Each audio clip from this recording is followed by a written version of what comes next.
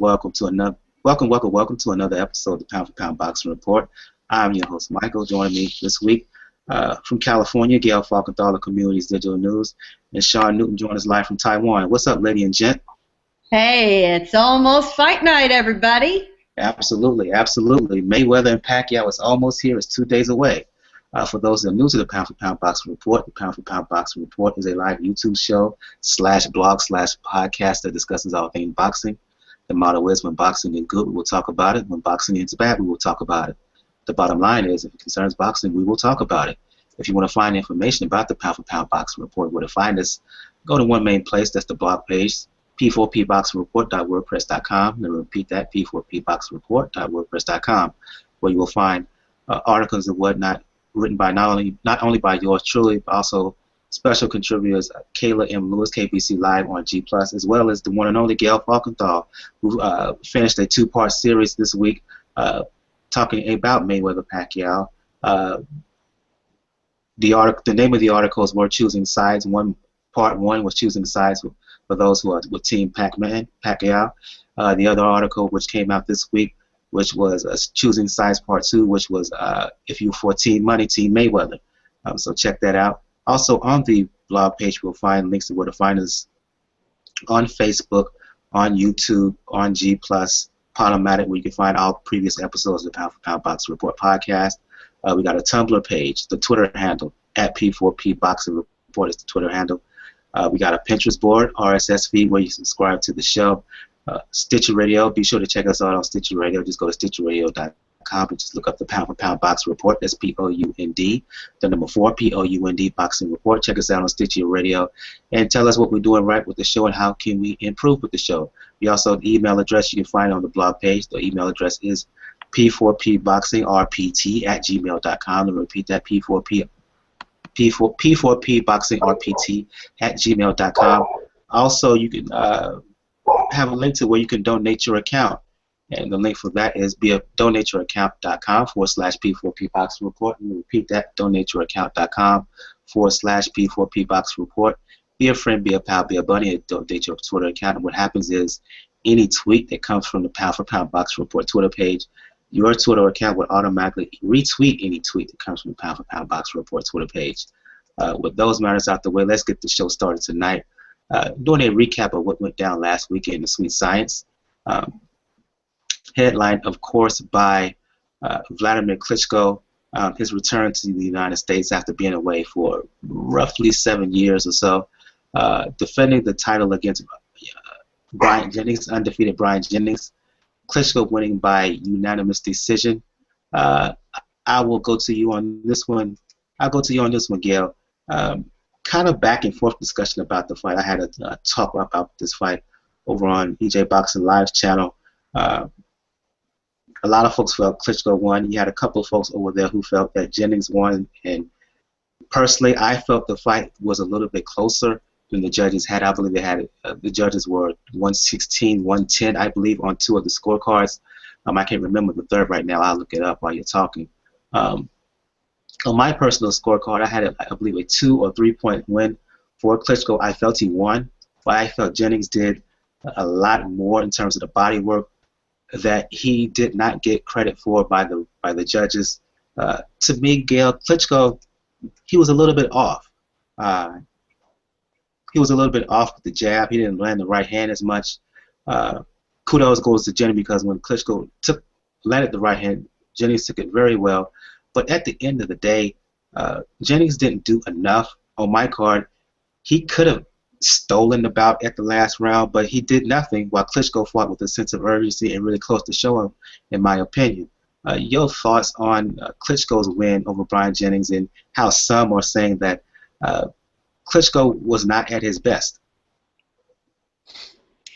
I'm going to go backwards in the discussion first. You're right. Klitschko closed out with strength, and that's what a champion does. They know when those last few rounds are coming, and they know how to dial it up, turn it on, and leave a strong, lasting last impression with the judges. And it often works, especially when you've got such a great reputation as Klitschko does. Jennings, we have to remind ourselves, and I constantly had to remind myself when I was writing about the fight, Jennings has only been a professional boxer for 6 years. And when you factor that relative inexperience in against someone like Klitschko, 39 years old with 6 fights plus behind him, really an impressive result for Jennings at his current level. It's one of those fights where he lost, but in the long run, he will have gained a lot. He learned a lot. He got in with somebody who he could look at close up, get a good feel. He didn't lose badly. He certainly didn't go down like a Pulev did by any means. So there's a lot of guys in the last 12.5 fights who did not finish the fight with Wladimir. Jennings did. That's in the plus column. He showed that he could take a punch in the plus column. He's going to need to learn to manage the fight round around a little better. That's sheer inexperience. And he's going to need to learn exactly what he has to do that impresses a judge versus activity. And they are very different. Still, I think one of those outings where even when you lose, you gain a lot. I think Jennings was in that category. And I have no dispute with the judges the way they scored it. I'm looking up the fight here on the tablet. 118, 109 on one scorecard, 116, 111, excuse me, on the other two scorecards. I go to you on this one, Sean. Your thoughts, your impressions of the fight. Do you agree that Klitschko pretty much dominated the fight? Did you just see spots where he just wasn't himself, wasn't his usual dominant self, or is it kind of in the middle with you? I thought he won pretty easily. I only gave Jennings 3 rounds, so I wasn't surprised with the scorecards. I thought Jennings just didn't do enough. I mean, Jennings, like Gail, to say what Gail was saying, he is inexperienced, and I think it hurt him. I think a lot of times he was using a lot of movement, but he wasn't capitalizing on any of it. And a lot of the body work that people were giving him credit for, I think, come on. A few times he went to the body hard, but a lot of times there was just slapping punches inside the clinches that didn't amount to anything. Klitschko didn't look great, so I think it's easy to be critical because he did use a jab, but even his jab, I didn't think he was aggressive enough with it like he should have been. I think he should have tried to be a little more dominant, at least with his jab, because he won the fight based on that punch. But a lot of times it was more pawing and not so aggressive, and I think it sort of let Jennings stay in the fight because he just didn't control the fight as much as he could have, because he was looking for something, but Jennings was a little too awkward, and he just felt uncomfortable most of the fight. But it's Klitschko's first fight for how many years back in the States? It's been quite a while. And he's on major TV and in New York, Madison Square Gardens. It's not quite the fight you want to have to sell yourself. But, it's understandable that it was a tough opponent. And an opponent that has a bright future. Like Gail was saying, this is a great learning experience for Jennings. So hopefully he can take this and build on it, because he is young and he's inexperienced and he has lots of tools. For a guy with a longer reach, I was sort of surprised he didn't try to offset Klitschko's jab a little more with his own jab. But, the heavyweight fighters, if we get a great fight, it's excellent. But I don't think any of us go in there expecting anything too exciting. I'm going to ask you a follow-up question, then I'll go to Gail. We're going to talk about the future of Klitschko in a second, but let's talk about Jennings here. For me, because he looked fairly impressive to me, because he looked very tough, I thought he did some good things in there. To me, I would like to see him again. After the fight, he was talking rematch. The question was asked to Klitschko about a rematch, and Klitschko was like, not really. He really doesn't want that. But in terms of Jennings in his future, I think this kind of performance will make him a better fighter. Moving forward, who would you like to see him in the ring against coming up? Because I think he deserves a few more big fights in the aftermath. Well, and he's going to be pushed, right? I don't think anybody wants to see a rematch right now with him and Klitschko. We want to see Klitschko move on and fight Fury or Wilder. But, Jennings, it'd be nice to see him in against another domestic fighter. you know, maybe like a Mansoor or somebody, you know, somebody who will make an exciting fight and sort of push him and be a little more upbeat. And, you know, he will probably win easily, but I mean, a guy like that could make it exciting and a little more back and forth early on, which for Jennings, I mean, it's good to get him out there and put him in some exciting fights to build on his brand and then build his name after, like, fighting Klitschko. Your thoughts on the future of Jennings, Gail? You know, I think I'd like to see Jennings fight some of Klitschko's recent opponents, and then we've got a way to balance one against the other. Put him in against Pulev, for example, and let's see how they do. I mean, all of us also would be, you know, wildly entertained to see him and Chris Arreola, but I don't know, Chris. Last time I saw Chris, which was at the Fonfara Chavez fight, he was, you know, tossing him back as usual. So who knows whether that's even realistic. But I think we go backwards through Klitschko's last few opponents and let Jennings have out a few of those guys. Let's talk about the future of Sean mentioned Fury, he mentioned Deontay Wilder, where in the days afterward, Klitschko basically announced that negotiations are going to start for a fight with Tyson Fury, who is Klitschko's mandatory. Fight's going to happen later on this year. So I'll go to you on this one, Sean. You've been touting Tyson Fury for a while now on this show and in other platforms. Your thoughts on the fact that Klitschko will fight Tyson Fury next? It's great. I mean, that's a big fight. You know, if they can do that in the UK, wow, that would be super. I mean, you know, Klitschko, we know he's big in Germany, but I don't think Fury wants to go to Germany, and I don't know if that fight translates very well in the States, but in the UK, that would be an excellent fight. And, you know, I mean, Klitschko showed that he's vulnerable, and maybe people have forgotten for a while that he is vulnerable because he's been dominant for quite a while. But I mean, Fury is a tall, big guy who's going to be able to smother him as much as get smothered. He has a long jab and has much better movement, and he's a great boxer. I mean, both of them, the questionable thing is their chins, which, that's good, makes it exciting. We never know who's going to get, so I mean, that's not going to hurt a fight. That's just going to make it more exciting. But I would think Fury would win. I mean, Fury is a more experienced fighter than Jennings. He has just as much tools, and he's looked very impressive his last two fights.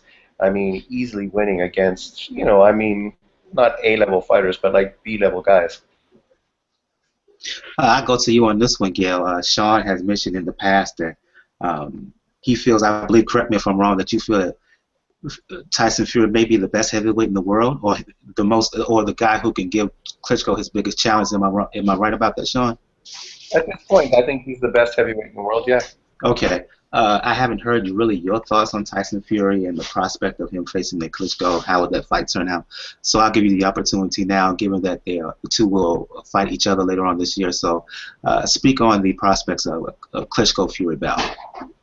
I like the bout, because I think it is, as far as I know, Klitschko's got a 3-fight deal with HBO. So before he faces Wilder in fight number 3, he's got to find somebody else. Fury's a perfect choice.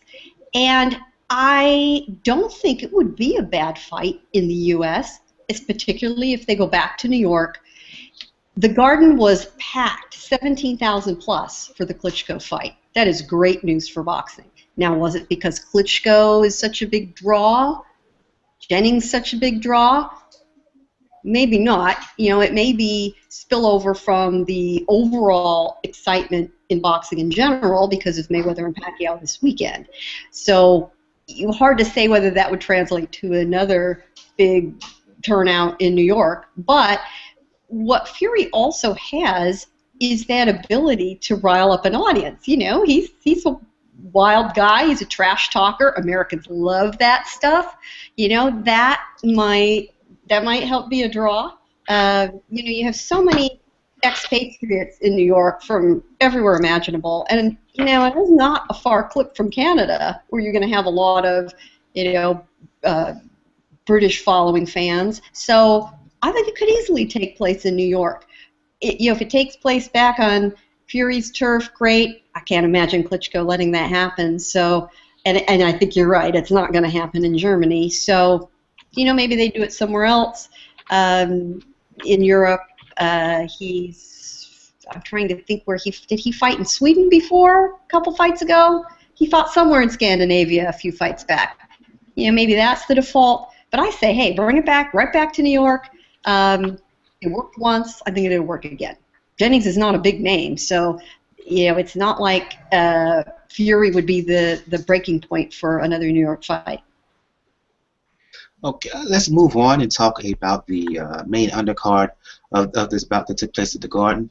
Sadam Ali, rising welterweight prospect. I think he's moved on to contender status right now.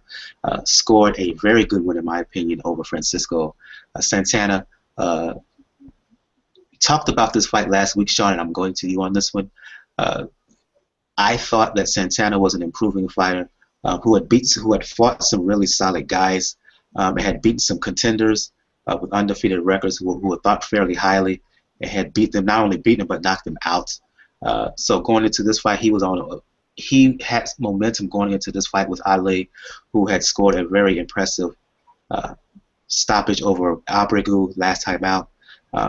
Ali, I like the movement from him, Sean. He's tougher. He's showing some toughness that I didn't see, that I thought he didn't have.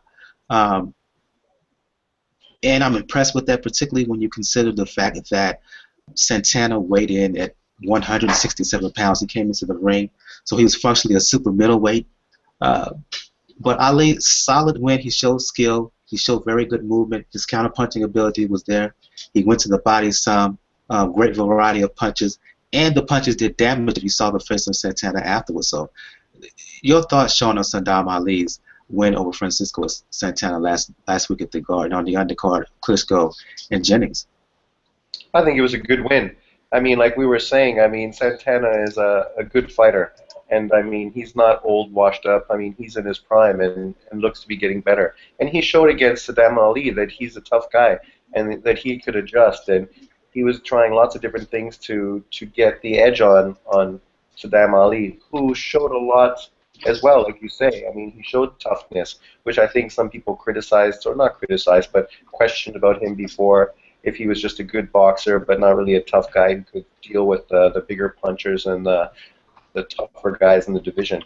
But his last two fights were against two tough guys, one more of just a come-ahead brawler who he outboxed easily, and now a guy who's a little more versatile, was able to do a little more, and he was able to get the win. I mean, this is one of those tough fights because it answered a lot of questions for him, but it also brought up some questions. Because, I mean, he didn't look as dominant this time as he did against Abregu. But, you know, Abregu is a limited fighter, so, I mean, that's not surprising. This guy was able to fight inside and fight a little outside and change things up a little bit. So, I mean, he's a much tougher fighter, and I think it's really good for Sadam Ali because it's going to really give him some experience before he steps up to that next level. And like I said on YouTube or another thing that I was with, I was saying, you know, he didn't look so great against this fight, and somebody even said it was boring. But this is the kind of fight that is tough, but in his next fight against a higher level guy, he might look even better. Just because, you know, this guy was a tough fight who could fight different ways. And he would step up to another fighter and he could shine a lot more, which would surprise people. And I wouldn't be surprised to see that happen in his next fight. Your thoughts, Gail? You know, this is one of those fights I agree with Sean entirely here. You know, this fight wasn't a thriller. You know, wasn't a blockbuster of action. But fighters have to get mileage on them in the ring. They've got to put in the time. And this was one of those really meaty round after round fights for Ali. You know, every round made him work. And once you put in that sort of work, it pays dividends down the road. So he walks away having learned a few things, having been in against the tough guy, having to really think, having to deploy different skills, you know, not a cakewalk. We complain all the time that fighters get these cakewalk fights. They get protected. They go in against the dude from the dry cleaners, you know, and they just walk through, and they just want to build that O and that 10 and 0 and that 15 and 0 and that 20 and 0, and and it means nothing. You know, we watched Julio Cesar Chavez Jr., JCC Jr., you know, who's a 48 and you know, one fighter, absolutely looked like shit 2 weeks ago. He's the worst 48-1 fighter I've ever seen in my life. And that does nobody any good. So I want guys at this point of their career, you know, to sort of wade through the deep water and have it be slow going. You know, before the casual fans see them, you know, say on a big pay-per-view undercard. You know, when it really does matter how they look. This is a good fight for him career-wise. Forget the particular evening. You know, he won, maybe not that exciting, but this is money in the bank. Money in the bank down the road. You know, when he's 30-1 or 30-0, it'll really mean something versus what I just mentioned. Let's talk the future of Ali, and I'll go right back to you on this one, Gail. Fighting in the welterweight division. Let's not talk Mayweather Pacquiao because, you know, they're fighting each other. That's the fight people are paying attention to, and he's not in their league, not yet. Not even close, I'm sorry to say. But you got the Keith Thurmans out there. You got the Kell Brooks. You got the Bradleys out there. You got the Sean Porters out there. You got other contenders like Errol Spence Jr., my personal favorite. Robert Guerrero. Devon Alexander, he's still around. How far away do you think Sadam Ali is before he gets an opportunity to fight one of the big names at 147? That's not Mayweather Pacquiao. Do you still think he needs some seasoning? Do you think he needs maybe 6 months to a year to fight a top 10, top 15 guy again? The future of Sadam Ali, where do you see him going? I think he needs to fight a veteran fighter. Again, he needs a bit of a test fight, but he needs to step it up a level. You know, hey, Robert Guerrero might make a dandy little fight. Everyone enjoys seeing Guerrero in the ring. And, you know, he is no longer a top-tier name in that division. But he's still good boxing entertainment for people who know the sport. And those are the people who are interested in Sadam Ali's career right now. So that'd make a good fight. Alexander, not a bad choice. You know, and for all the excitement over what's coming up this weekend, Floyd Mayweather and Manny Pacquiao are not going to fight forever. And they are eventually going to age out of that division or retire, or however you decide to put it. And I think it's going to be sooner rather than later, actually. So then there's going to be a fight for supremacy at the top of that division among the Keith Thurmans and Porters and so forth of the world. And the Earl Spence is coming up. So Ali needs to position himself and get ready when it opens up and it becomes a free-for-all, which I, for one, am looking forward to seeing. But he needs to put in, you know, more work of a similar nature. A fight that educates him, that pushes him a little bit, so that when the time comes, he's ready. I personally would like to see him fight either Brandon Rios or Diego Chavez, but that's just my thoughts. I'll go to you on this one, Sean. The future of Sadam Ali. Where do you think he should go from here, and how far do you see him before he really steps up and fight the one of the elite guys in the division? Like Gail was saying as well, I mean, 147 is packed. I mean, you have the two elite guys who are basically on their way out. You know, they're just at the door, you know, having champagne, blowing kisses, shaking hands, getting ready to just take off, which is excellent because, I mean, for the last 6 years, they've sort of held back boxing. So, I mean, it's really nice to see, you know, 147 with all the guys that are there now. And, I mean, none of these guys have stepped up to that level to say they're going to be the next guy. Thurman, Porter, Brook, good fighters. But I mean, none of them have proven that they're unbeatable.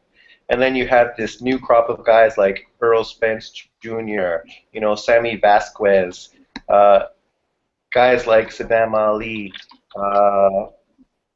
what's that guy, Jose Zepeda, you know, really good, exciting young fighters at 147 who are all there, you know, just getting to that level, knocking on the door. So for a guy like him, getting up there and fighting a more established name like a Guerrero, a Berto, a Chavez, somebody like that would be great. I mean, not quite to the top level, but somebody that can prove that they are close, that they're on that level and just knocking on the door and wanting to make some noise. Yeah, Amir Khan, right? I mean, he's going to be looking for a fight too once the big name guys are gone and he loses out on that money. So it's exciting. I mean, change is always great. So we just want to see who fights who and where the dominoes fall. Let's move on and talk about a couple bouts that took place the previous night. The Madison Square Garden doubleheader was Saturday. The fights I'm going to talk about took place Friday on Spike TV. Badou Jack. I have to eat some crow here. Give a shout out to EJ Boxing Live. Yum, yum, yum. Yeah, absolutely. We talking about the bout. He warned us that he felt that Badou Jack would do very well, if not win. And give him credit, salute to the brother. He was absolutely right as Badou Jack. As far as I'm concerned, from round 3 on, really took it to Anthony Dirrell as he, for lack of a better word, kind of overwhelmed Dirrell in winning the Super Middleweight title. Sat Friday at Chicago. Badou Jack, he came forward, he pressed the fight, he kind of exposed Dirrell a bit as a guy who's lacking when fighting inside, which would surprise me, given Dirrell's performance against Sakio Bika the second time. The jab to the body was working well, the body work, the activity. He fought with some incentive and some real passion in there, which I did not see from Dirrell. And it was that lack of passion from Dirrell that surprised me the most. This guy is a cancer survivor. He went basically through hell to survive and beat cancer. You would think going through all that to win a world title.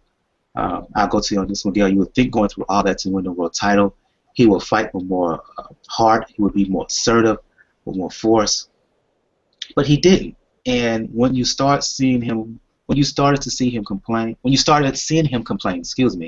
in rounds 6 and 7, you knew the fight was Jack's, because to me, at that point, Dirrell had checked out mentally. He completely checked out. I just don't understand. So it was a combination of me not understanding Dirrell and the way he fought, while giving Badou Jack, who put on, as far as I'm concerned, the best performance of his career. Yeah, finally Mayweather has a decent fighter in his stable. I mean, what a thrill for them to have somebody perform that well. Yeah, you know what it reminded me of? I'm going to draw the analogy, and I think you two know what I mean. Reminded me of Nonito Donaire, a guy who finally goes through hell, works his ass off, gets there, and then sort of fades. Whether it's they've achieved what they want and they lose the push of the motivation to get there, I'm not sure. But you're absolutely right. When you saw him start to whine and gripe, you knew it was over. And Jack was in great shape. He was aggressive. He had obviously trained very well. The preparation paid off. Whatever he did, he would keep on doing it. And, it was no surprise to me when we heard "and the new" at the end. He wanted it more. Passion will do it. That fight was a really good illustration that sometimes the guy that wants it more overrides the skill set. And that's exactly what happened.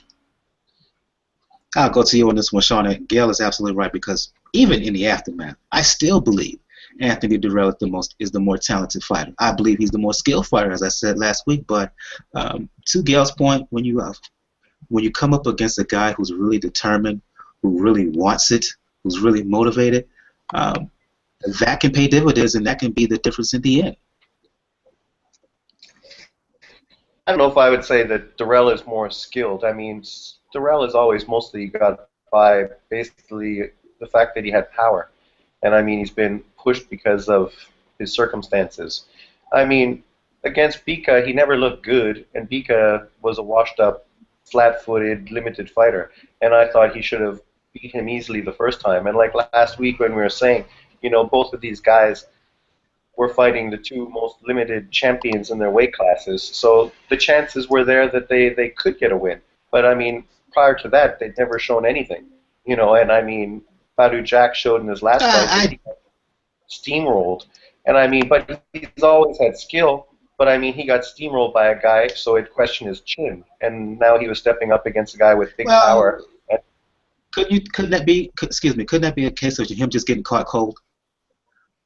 Of course, and in hindsight, that's what it looks like it might have been, right? Because I mean, he showed that he had more than people were giving him credit for. I mean, but he was getting lots of credit prior to that. I mean, he was being pushed hard, and he had lots of push behind him and was a skilled fighter. But then he got steamrolled so fast, people were thinking, oh, he must have like a Amir Khan type of chin, which we were sort of wondering how that's going to do for him stepping up to next levels, and especially stepping up with a guy who is a legitimate knockout puncher. But he showed he has the skills, and he was determined, and he was the better fighter and had the better game plan. And Dirrell came in thinking that the same thing a lot of us thought. That this guy's chin was limited, and sooner or later he was going to catch him, and he was just going to fold. And that's what he looked like he was just trying to do, land that one punch. He had no backup, and when he wasn't able to do anything and he was just getting beat, he just got frustrated and looked to the ref, which happens a lot. A lot of these guys are entitled. Their promoters are behind them, so they can't imagine being put in a fight that actually they might lose. Well, I would disagree. I think Dirrell is a little bit more talented. He's certainly more talented than we showed against Badou Jack's Friday nights. I'm convinced of that. But be that as it may, we'll agree to disagree and we'll move on. George Groves, Sean, and I'll come back with a follow-up question. George Groves is the mandatory contender. Given the way that Jack looks last Friday, how would he look in a fight against George Groves? Which, I'm sorry, I still have questions about Groves and his ability to take a punch following his fight with 2 fights with Carl Froch. Last time out, I didn't think he looked particularly great. He still looked vulnerable to me. So early analysis of potential Badou Jack George Groves fight, if they should fight next. But Froch is a killer, and I mean a hard puncher. I mean, that's not questionable. Everybody knows that. So I mean, getting knocked out by one of the top 2 hardest punchers in your division is not really a question of your chin. Yeah, but when you fall the way he fell, when you fail the way he fell. Well, I'm sorry. He fought well this first fight, and I mean, people thought it was a quick stoppage. That's why he got the rematch. In the second fight, he got caught. That's just the fact. He got caught by a great punch, and I mean, anybody can get put out by that. I mean, he fought good competition. Better competition than Dirrell or Badou Jack. So I mean, I would think that he would beat Badou Jack just because Badou Jack has beat who? Dirrell. I mean, Dirrell is not at the same level as Groves or the people Groves has fought or lost to. So I would still give the favor to Groves. But I mean, can you say after getting KO'd by Froch, maybe he's a bent can? Maybe. And I mean, of course, Badou Jack is going to come in with a lot more confidence, right? Because now he is the champion and he has skill, but his chin is questionable too, and he hasn't shown power. So, I mean, he could outbox Groves, sure, but Groves showed that he can box as well. I mean, he was easily outboxing Carl Froch the first fight. Now, the question to me is, where does that fight take place? So let's assume it's going to happen. Where does it take place? Yeah. The venue's going to make a big difference. Is it in Great Britain? Big difference. Yeah. I mean, if it's if either guy gets their home turf, could change the whole tenor of the fight. Well, similar to Dirrell and the Gale, which is coming up sometime soon, right? Right, exactly. That could exactly the same kind of thing. And we'll leave Cotto and Gale for another day, but same issue. Where those fights are located with guys at that level, can tip the balance because there are so many factors both for and against with these guys that one change of venue can make a big difference. It could be the difference. the co-feature of the Chicago of the Spike TV card in Chicago, Danny Jacobs defending a belt. I'm not going to necessarily call him a world champion or the WBA middleweight champion because that's Triple G. Everybody knows that. But he defended a belt against Caleb Truax. Jacobs scoring a 12th round stoppage to retain that belt. For me, and anybody, Gail, Sean, you can chime in on this one. I don't know. I was a little bit indifferent towards Jacobs. True, Jacobs was the first person to stop Truax. But to me, I thought he could have done more. I thought he could have stopped. I do. I think that there were openings for Jacobs in which he was a little bit hesitant in the early and middle portion of the bout.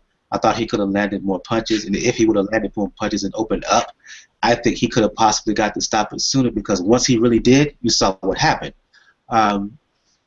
Yet still a solid win by Jacobs. I don't think this proves him to be anything close to the level of Triple G or in that regard.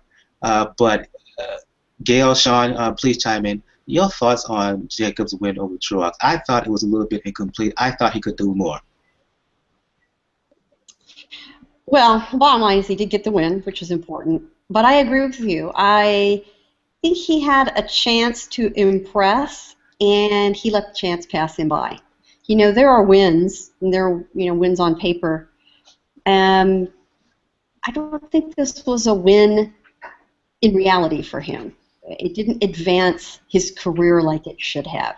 Yeah, he won. Yeah, he gets to move on. But here we are talking about him saying, oh, there's no way he's in the league of Triple G. Well, if he had a good outing and he has, whatever you think this title is, we'd be singing a different tune, and we're not. Now we want to see him impress. We're still really, really waiting for him now to impress. He's gotten past the I'm a cancer survivor, I made it all the way back. He's cleared that hurdle, which, believe me, is impressive in itself. But that's behind him now. Now he's back in the mix, and he needs to perform at the level of everybody else that started at an even starting line, and he's not there yet. He's just not. I was very disappointed in this performance despite the win. I might go to you on this one, Sean. For me, to Gail's point, when I look at Jacobs, he threw nice jabs, but he could have thrown it in 2s and 3s. Instead of throwing a 2-punch combination, he could have thrown 3-4-punch combination, both up and down. He seemed content on just scoring, instead of impressing, as Gail said. And again, there were opportunities where he could have done so. So, your impressions of Jacobs' performance Friday night? I thought he looked good. He showed a lot of skills that maybe he hadn't been using so much before when he was being a lot more of a power puncher and trying to knock guys out. He showed a lot of boxing skills, a lot of speed. But I agree. I thought he was a little passive and he wasn't as aggressive as he could have been against like a C-level fighter. Truax wasn't bringing in anything really dangerous there. So right. I thought he really went there and really did something and been really super impressive. Truax is tough, so maybe he felt that he needed to break him down a bit before he stopped him, and he did stop him. So we have to pay this. He could have easily just got the victory and not pushed at all like some people we know, Floyd Mayweather. But he did finish. Oh, come on. I'm just, but he did finish him. So we can give him credit for that. And Truax, to his credit, has never been stopped before. But mind you, he's never fought that level of fighter. But it could also be a fact that Jacobs hasn't been so busy, and maybe he just wanted to get some rounds in. And it was a good opportunity for him to get some rounds in and work some rust off. Because, we know that he's being pushed for something bigger. He has Al Haymon behind him. So, we know it's all there. So, there's no surprise if he gets a big fight, his next fight, against a bigger name fighter. So, I could see that being sort of part of what went into it. I don't hold that against him. He did what he needed to do, unlike Dirrell. You put him in with a fighter that he was supposed to beat, and he beat him. He could have been more impressive, but he showed skills. And that should pay off in the long run for him. Let's talk future for Jacobs right quick. I'll go to you on this one, Sean, and you can go back to you on this one, Sean. You can follow up, Gail. Let's leave Triple G out the equation because I don't think he's at his level yet. You got the winner of Lemieux and Dom. You got Andy Lee. You got Billy Joe Saunders. You got Peter Quillen. Personally, I would love to see a Jacobs Quillen bout in New York. The future of Danny Jacobs, where do you see him going? Well, I sort of figured that's what Al Heyman was doing, sort of building those two guys up for a big fight, Quillen against Jacobs and keeping the money in-house. You know, that's sort of what I saw that he was doing. Both New York fighters would be huge in Madison Square Gardens. I mean, they're both, well, they should have both had belts or titles. And, you know, it would have been a really big fight. You know, not the top fighter, and would be one of the top contenders for GGG down the road. So we will see how that pans out. I see that's probably the way it's going to go. And now there's talk about Saunders and Eubank fighting because apparently Andy Lee injured himself. So yes. Yeah. So, but I don't know why Saunders would jump into that. You can wait for Lee to come back. I mean, if I get Eubank is good, so he is just going to jump on that, which, you know, I mean, we've seen it. So I sort of was hoping to see a Lee Saunders fight. But we still have to see how Lemieux does with the boxer mover, you know, because people talk about him being such a threat. And, you know, we know what's-his-face is a good boxer, but has not a bad chin, because he looked good against Stevens. But, I mean, you know, he was dropped like 47 times against Quillen, so it'll be interesting to see how he does against a big puncher like Lemieux. But I mean, all of it's nice because it all leads to GGG and just leads to big fights down the road that we're all hoping to see. Before I go to you on it, somebody needs to mute them. Let me see if that's right. Okay. Okay. Maybe it's too short, but I'm gonna ask the question anyway. Then you can respond. You mentioned how I lost my train of thought there. How Jacobs, I'm sorry, he could have been more impressive if you had like 2 or 3 keys. If he was his trainer that you could give to Jacobs to make him a more complete fighter, what would they be? Wow, that's a great question. I was going to ask Sean that question. It was a follow-up question for Sean Gill. I'm sorry. Yeah. Go ahead. You can answer as well, though. Sean? Let him answer first.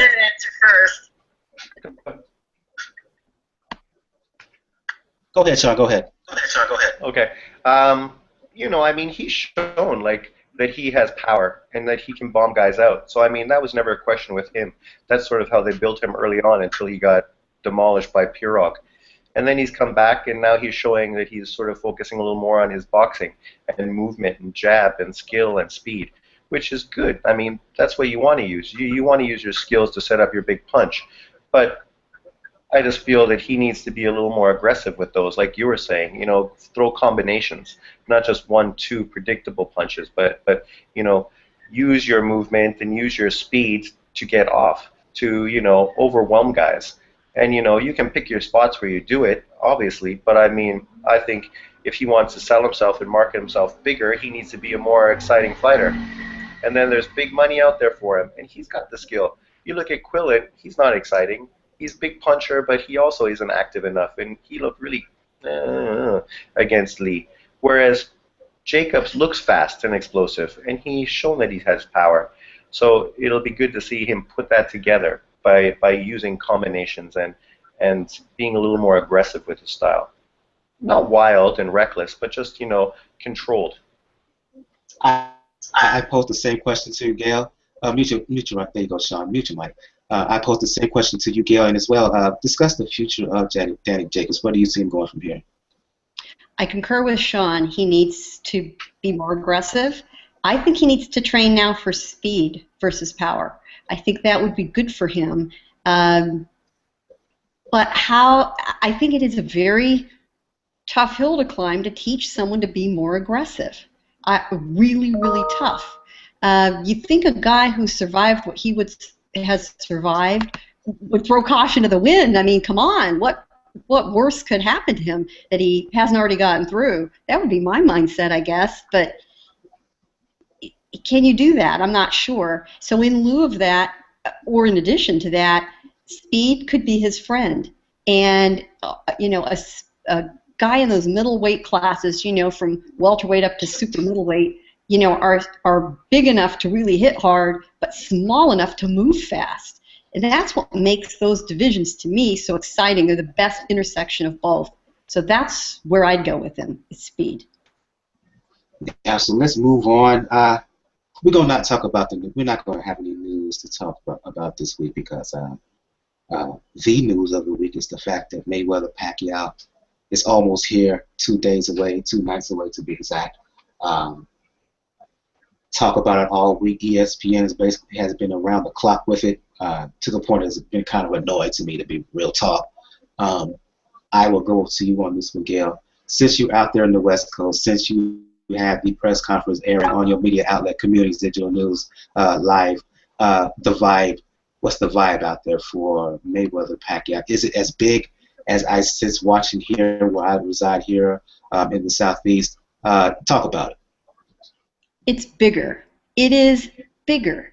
I have never, in all the years I watched boxing, which are many more decades than I care to admit to, seen anything like this. This reminds me of when I was a teenager with the great heavyweight fights, when the casual fan, the everyday person, was talking about it, just as if they'd talk about the NBA playoffs or the NHL playoffs or the Kentucky Derby or any sort of general interest occasion. It reminds me of, this is going to be a strange analogy, but it reminds me a lot of when Tiger Woods was blowing through major golf tournaments, win after win after win, and everybody was talking about Tiger Woods. Everybody knew and appreciated what Tiger Woods could do. They didn't like golf, they didn't play golf, they didn't care about golf, but it was a phenomenon. And that's what I'm feeling this is. This is now a cultural event. And anyone within a driving radius, which I am, of Las Vegas, it is 24/7. I've had ESPN on all day, every day, which I never do, the past week. And other than passing references to playoff games and to the odd baseball game with no audience yesterday, it is all boxing all the time. And to see Teddy Atlas out in the daylight on a panel, in the sunshine, that's pretty damn weird if you ask me. And they've had a lot of commentators from the boxing world that we all know and love getting loads of exposure. Roy Jones, B-Hop, Evander Holyfield was on today. It's amazing to me. I'm still wrapping my head around the whole thing. Your thoughts on the hype, Sean, and your thoughts on all the hype leading up to the bout, Sean? Yeah, you can see it's big. I live in Taiwan, so, the expat community in Taiwan doesn't care about boxing at all. They're not interested in the slightest. But on Facebook, you see people talking about where the fight's going to be, who's going to show the fight. I asked people who they had winning, and lots of people chimed in and had opinions. And they're not even casual. They don't watch boxing at all. They're like super casual. The only reason they know boxing is when it's mentioned on ESPN, when they're there to watch about baseball or hockey or basketball or something. So, even the stir in Taiwan is here. So, that just shows how big of a fight it is. That, people that don't know anything about boxing are sort of paying attention. Maybe not like gung-ho about it, but curious and interested. I'm going away this weekend, and all the people want to watch the fight. They're wondering how we're going to do it, and it's like these people don't care about boxing. Join us live right now. Meet your mic, Sean. Join us live right now. What are you from, Trinidad, brother? Yes, sir. Join us live right now from Trinidad. What you need. Been on shows with him on other channels, namely EJ Boxing Live. Thanks for joining us tonight on the Pound for Pound Boxing Report, brother. Glad to be here. Good night to everyone. And I'll join you in on the conversation right now. We are talking Mayweather Pacquiao, the fight that everybody's wanted for the past 5-6 years. Given where you reside right now in Trinidad, assess the pre-fight hype of all the coverage all this week regarding Mayweather-Pacquiao. Your thoughts on that, man? Well, in the local news here, it actually made the sporting news, so it was on TV. They're talking about it. Who do you pick? The excitement's, I guess, global. I will give you a follow-up question, and then I'll go back to Gail and Sean. In terms of assessing the fight, the keys, what do you feel are the keys for both Mayweather, if he were to win, and what do you think are the keys for Pacquiao, should he win? With Pacquiao, he has actually he's very busy as a fighter. Now, what people don't know is Pacquiao actually has a jab. Some people say it's not effective, but he actually has quite an interesting jab with his right hand that he uses. If you look at him fight Eric Morales, he has a very effective jab that he can jab on the inside of your jab and below you. He can hit you to the body or up top. He also has an interesting jab that he uses outside of range to get inside. So Manny Pacquiao actually has a jab. And one of the things you have to do against a counter-puncher is you have to utilize a jab to get on the inside. So I think Pacquiao is going to utilize that jab, especially when Floyd jabs or when Floyd throws the straight right. I think he's going to try and counter him with the jab or counter him with a hook. Remember, Pacquiao's a busy fighter who has a rhythm. He has to get his rhythm early. He has to work his way into his rhythm.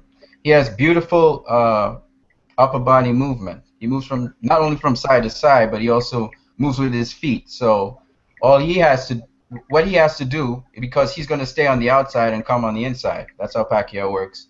He's going to have to not wait, but he has to initiate things. But he has to use his quickness, his speed, his activity to basically counter Floyd. So he's trying to draw Floyd into a punch to counter him. That's the only way he's going to get on the inside, the way how he fights. So that's how I see him being able to get in on Floyd. He has to be tactical. He always is. Pacquiao's always been a tactical fighter. The thing about Pacquiao is he's always had this. If you watched him fight Ledwaba, can you hear me? Yeah, we can hear you. Okay. If you ever watched him fight Ledwaba is a different type of boxer, but he was a complete boxer, wonderful to watch.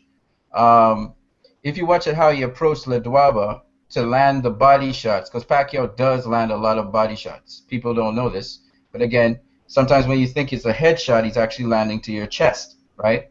So what Pacquiao has to do is something like what he did with Ledwaba, something like what he did with Eric Morales, even though in that fight it was kind of ugly and they ended up clashing heads and stuff. The first fight I'm talking about. Okay, I was going to ask you, we're talking the first, second, or third fight, so you're talking the first fight. First one, yeah. Eric Morales is about the same height, I think, and reach as Floyd, if I'm not mistaken. He's 5'8", with a 72-inch reach. So Pacquiao has to do something like what he did against Eric Morales, the first fight. It sounds strange that I would say the first fight instead of the second, because in the first fight, how he jabbed to Eric Morales, I think he should utilize his jab. He seems to have a short reach, but remember, when you're in a southpaw stance, you actually are closer to the fighter. You see? When you throw your jab, you're actually closer to him than if you are in an orthodox stance. So I would suggest he throws his jab. He has a good jab. And the thing about Pacquiao is he can jab you. He can jab to get in on you, or he can jab while you're jabbing and get under you. That's the key with Pacquiao, right? He's not trying to outreach you. He's trying to slip you and get on the inside of you all the time. So with Timothy Bradley, you saw him jabbing below Timothy Bradley's jab. See? So I think Pacquiao's an interesting person. I think these are some of the things he needs to use. Of course, feints are also important, and Pacquiao does a lot of he has a lot of inbuilt feints as far as I'm concerned. So, you know, his body movement are feints, because usually if you have to throw a punch, you move into your opponent. but he constantly moves in and out of his opponent with his body, his upper body. While he's moving left to right, he's also moving closer and further away from you. So there's so many different facets to Manny Pacquiao that I could talk about, which are just intriguing to me. His defense is also very intriguing to me because when you think you're going to attack him, he just kind of leans back or moves a step back, and if you're trying to throw off combinations on him, he's actually rolling with those. He's rolling in a different kind of way. He moves his upper body a lot. You know, it's brilliant. It's really brilliant, to be honest with you. So, do you think that herky jerky? Do you think that herky jerky rhythm will disrupt Mayweather? No, not if Mayweather hones in on it. It's a problem because you've seen a lot of people hone in on Pacquiao. But you see, the thing about Pacquiao is you catch him when he's coming in on you. You don't catch him as much when he's moving backwards. He's actually quite good moving backwards. And when you are hitting him, he's actually taking some of that power off your punch by moving with you. He moves a lot. His upper body, he moves a lot. People don't know this. Parrying the punches. Sorry? Parrying the punches. No, not parrying. Parrying's with your hand, right? He's literally moving his upper body. You can parry with your upper body as well. Right, so he's kind of catching, he's sort of catching the punches, moving. He's always moving. Pacquiao's almost always moving. He's not always moving his head when he's attacking you and throwing combos. You see, that's the problem Pacquiao has. He's just like Amir Khan. They don't move their head, and that's a fundamental thing. That's why they get caught. If Pacquiao would just simply jab and then move at an angle in and then switch his stance as he's throwing a shot, he'd probably do a lot better. But he just doesn't do that. And that's why he gets caught so much with the straight rights. Of course, the other thing he has to deal with is the feinting by Mayweather. So Mayweather, again, just like Pacquiao, but he's just a lot. Mayweather's so difficult because his whole body moves. He constantly moves in feints. He constantly moves in feints. His whole body moves in a kind of feinting motion, as if he's continuously going to attack you. So that kind of throws off opponents, especially if they feel his power and they feel the shock of him just suddenly explosively hitting you, you know, when you least expect it. That's the problem with Mayweather. You don't really know when he's going to do what he's going to do and exactly what he's going to do because you just don't know, and that's the problem with Mayweather. But that's some of the things I would suggest Pacquiao does to get in on Mayweather, and once he's inside, he has to understand he may not land a whole lot of shots, but whatever he can land, you know, don't go for power. Just go for touching him for now. Okay, the key for Mayweather, Gail, Sean, what do you think? I think the key in this fight is going to be all about speed and movement, not power. It's going to be who can touch the other guy because they both know how to move. They both know how to stay busy. They both know how to roll. They both have the footwork. And it's going to be who can touch who can do it quickly out of the gate. And if Manny's going to win, he needs to do it early. He needs to do it in the first rounds. He needs to win the first half of the fight before Floyd starts figuring him out and adjusting to it. Because inevitably, Floyd will adjust to it. And before he does that, it may take him a few rounds. It may take him 3. It may take him 6. You know, the longer that Manny holds him off, of course, the better. In the meantime, Manny has to do whatever damage he can, either by volume of output or by just, as you said, touching him enough. We know that Mayweather can be nicked. And if he can draw a little blood, start a nosebleed, you know, cut him over the eye, perhaps, which we have now seen happen. That's what needs to happen. And then he needs to have Floyd playing catch-up. And catch-up in a significant enough way that maybe it rattles him a little bit. But if he cannot do that, he'll lose the fight. Floyd has an uncanny way of watching drawing in information during a fight and adjusting in a way nobody else can, and that's why he continues to win. Because even with the guys that are tough, he figures it out. He's a fighter who truly can think on his feet as few others do. So if Manny's going to win, he's got to win early, and he's got to do it with speed. Keys for Mayweather, keys for Pacquiao. Sean, what do you see?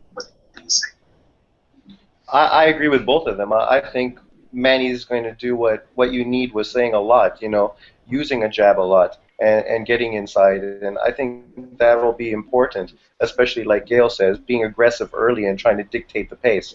And then after he's using that and giving Mayweather something to focus on, his jab in the right hand, which people like to underestimate and act like Manny doesn't use at all. I mean, what did he knock Hatton down with? A right.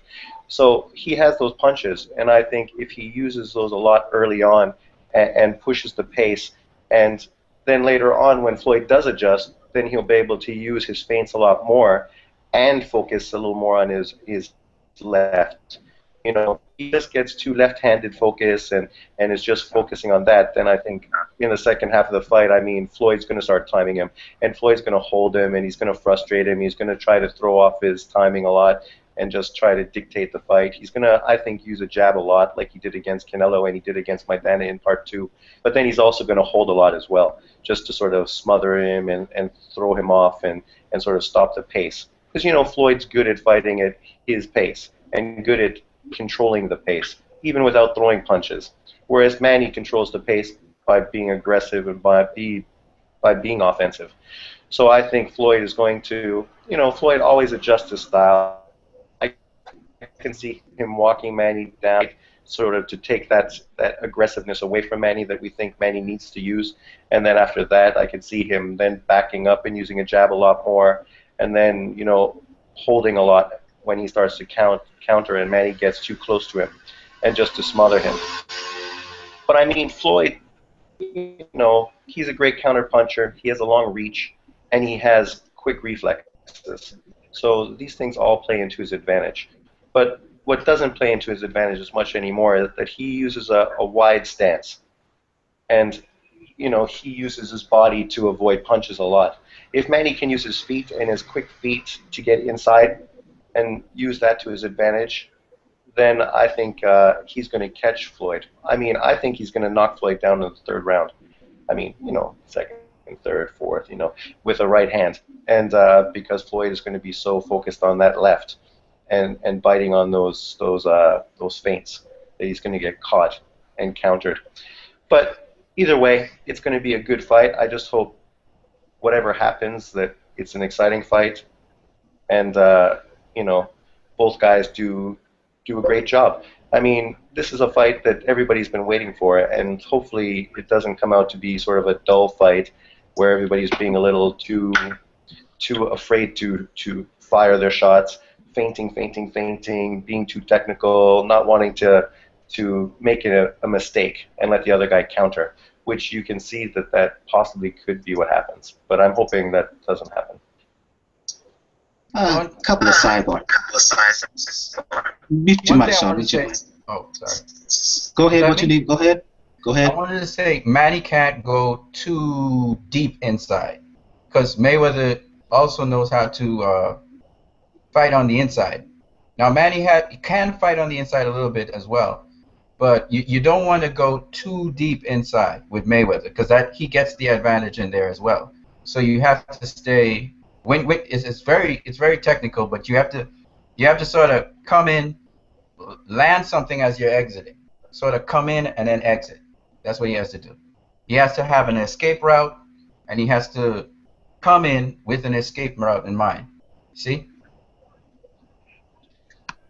During the pre-fight discussion, Teddy Atlas has been noting the fact that in his eyes he feels that Manny Pacquiao looks smaller than he has in the past few years. I mentioned that because, as we all know, Pacquiao used to be trained, his physical training used to be Alex Ariza, who is now in the corner of Mayweather. So folks are making a big fuss about that. I think it's not much of a fuss at all, because I think, more than anything, Mayweather is using Ariza as a bit of a psychological warfare. But more to the point, I'll go back to you on this one, what you need, and then you can follow up, Gail.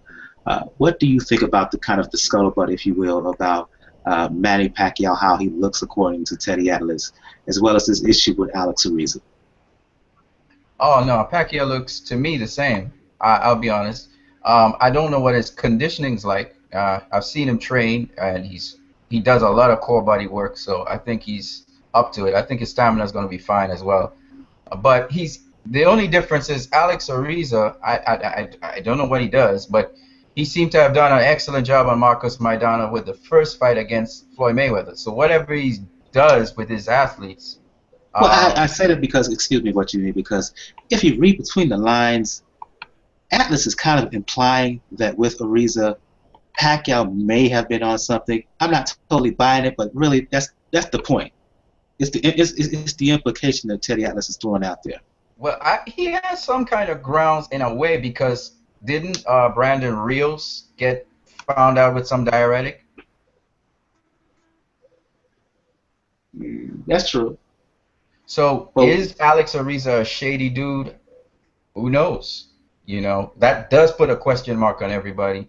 You know, what's going on there? You know, so how shady is Alex Ariza? We don't know. I don't know what Floyd's doing with him either. There's a question mark on that, as far as I'm concerned. You can't escape it. You have to ask the question. You have to.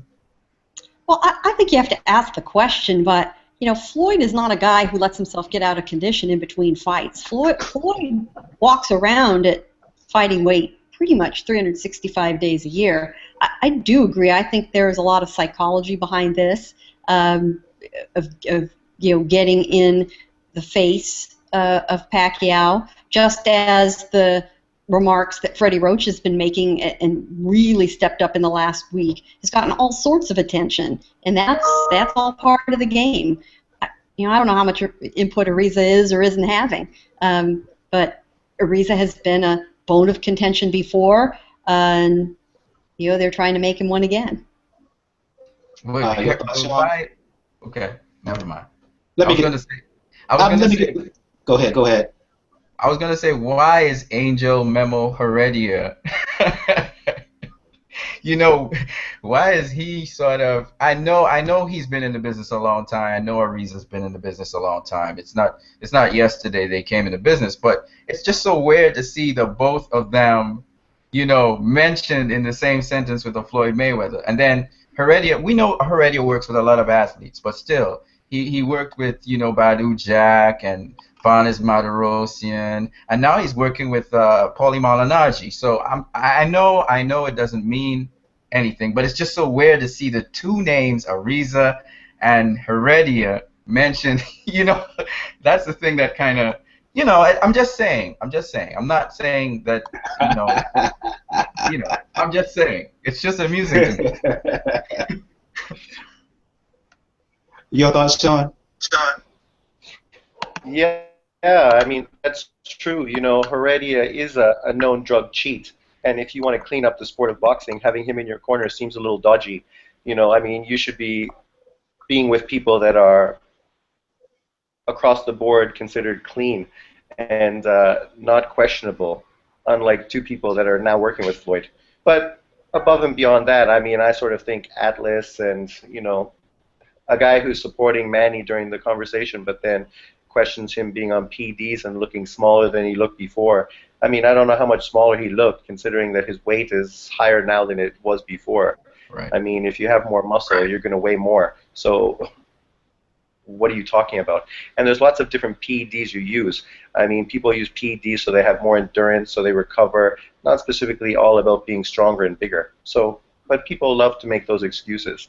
You know, they question Manny's power because he hasn't knocked out anybody since he's been at 147, but then they turn that and say, oh, it's because now he's not on PEDs. But you said he was on PEDs when he was at 147, and he still wasn't knocking people out. He moved up to a bigger weight, and he's had a harder time finishing guys. The last guy he knocked out was at 140, Ricky Hatton. So, I mean, what you say is true. I mean, he moved up, and he hasn't had the same power at 147 that he had at lower weights. But his strength is speed and hard shots that he breaks you down with, and and that's what always has done him, all his fights, against Barrero, Morales, Marquez, Cotto. I mean, it wasn't one punch that finished guys off. It was a combination of volume punching that broke them down and had them wanting to stop because they just were getting their ass beat. And I think, that's sort of what we look to see him do against Floyd as well, because Floyd hasn't got hit so much in his career. But in this fight, he's been getting hit a lot. In his last couple of fights, he's been getting hit a lot more. And, he's shown that he hasn't liked it. He's taking a pounding. And against Maidana, he was questioning things afterwards. And I think once he gets in there and he starts getting hit, boom, boom, boom, boom, boom, boom, boom, boom, boom, boom, and he is catching more shots, then we'll see how he deals with it. No one questions his heart. He can take a shot, and if he is taking those shots, I expect that he's going to take them and fight his way through it. And I hope that's what happens, because then it'll be a great fight. And, all this hype behind it will end up being a great fight, and then we can see a great rematch. And for both of these guys, that would be the best thing for their careers. If Manny went out there and destroyed Mayweather, it would basically make Mayweather look like he was a protected fighter his whole career. If Mayweather went out there and fought a boring, dull fight and beat Manny, 9-3, it would basically make Manny look like he was a limited fighter against top quality, boxers, but good against, non-boxers. So it wouldn't help either one of them. But if they both went out there and put it out there and fought great, and that would be great for everyone. Great for them, great for boxing, and everyone would walk away happy. And the two of them have been playing their roles well. I'm going to wait for somebody to turn that mic off. Go ahead, Gail. Go ahead. There you go. Both of them have also, wittingly or unwittingly, I think Pacquiao perhaps more than Mayweather, played their roles in the drama according to the script. This is being set up as good versus evil. The bad guy, the villain Mayweather, versus the people's champion Pacquiao. Look at their demeanor. Pacquiao has presented himself as jovial, laughing. He's appeared on, sang karaoke with Jimmy Kimmel. He's done this Foot Locker commercial that's gone viral that everybody gets a laugh out of. He's all over the place, and he seems to be having the time of his life. And talks openly about fighting for God, fighting for his faith. God will deliver him, and he's absolutely sincere about it. Mayweather's giving tours of his 30,000-foot mansion. That's the media appearances he's been making, and the contrast is also what has led to so much interest in the fight. Let's face it, and if they play those roles all the way up through the fight Saturday night, so much the better. Let's stick to that. I'll go to you. I'll ask you a follow-up question, Gail, and you can chime in what you need, and Sean as well. A lot of discussion about Mayweather has been on how, during the press conference, how can I put it? Mayweather hasn't been the trash-talking, gregarious, verbose guy that you've seen in other pre-fight episodes, particularly the 24/7s and all access stuff that you've seen in previous fights, especially when you De La Hoya, Mosley, Maidana, and whatnot. He's been calm. He's been cool. He's been ultra serious. And a lot of folks, including a certain dude at ESPN, and we will talk about him in the media coverage over all of this later on in the show, have used that to suggest that there may be a sense of fear going on with Floyd Mayweather Jr., with Money Mayweather. I disagree. I just think that he's taking this fight super serious, and I think that the tone that he has been showing early on, and you talked about this, Gail, with you and Giandra doing the ladies episode of the Pound for Pound Boxing Report, that what you're seeing from Floyd now is what he usually shows behind the scenes when he's preparing for a fight. So let's talk about the demeanor of Mayweather heading in, and how people are reacting to that. Well, remember, we've got a lot of media and major media really scrutinizing the preparation for the first time. those of us who cover boxing have seen this for many, many years. And say what you will about Floyd.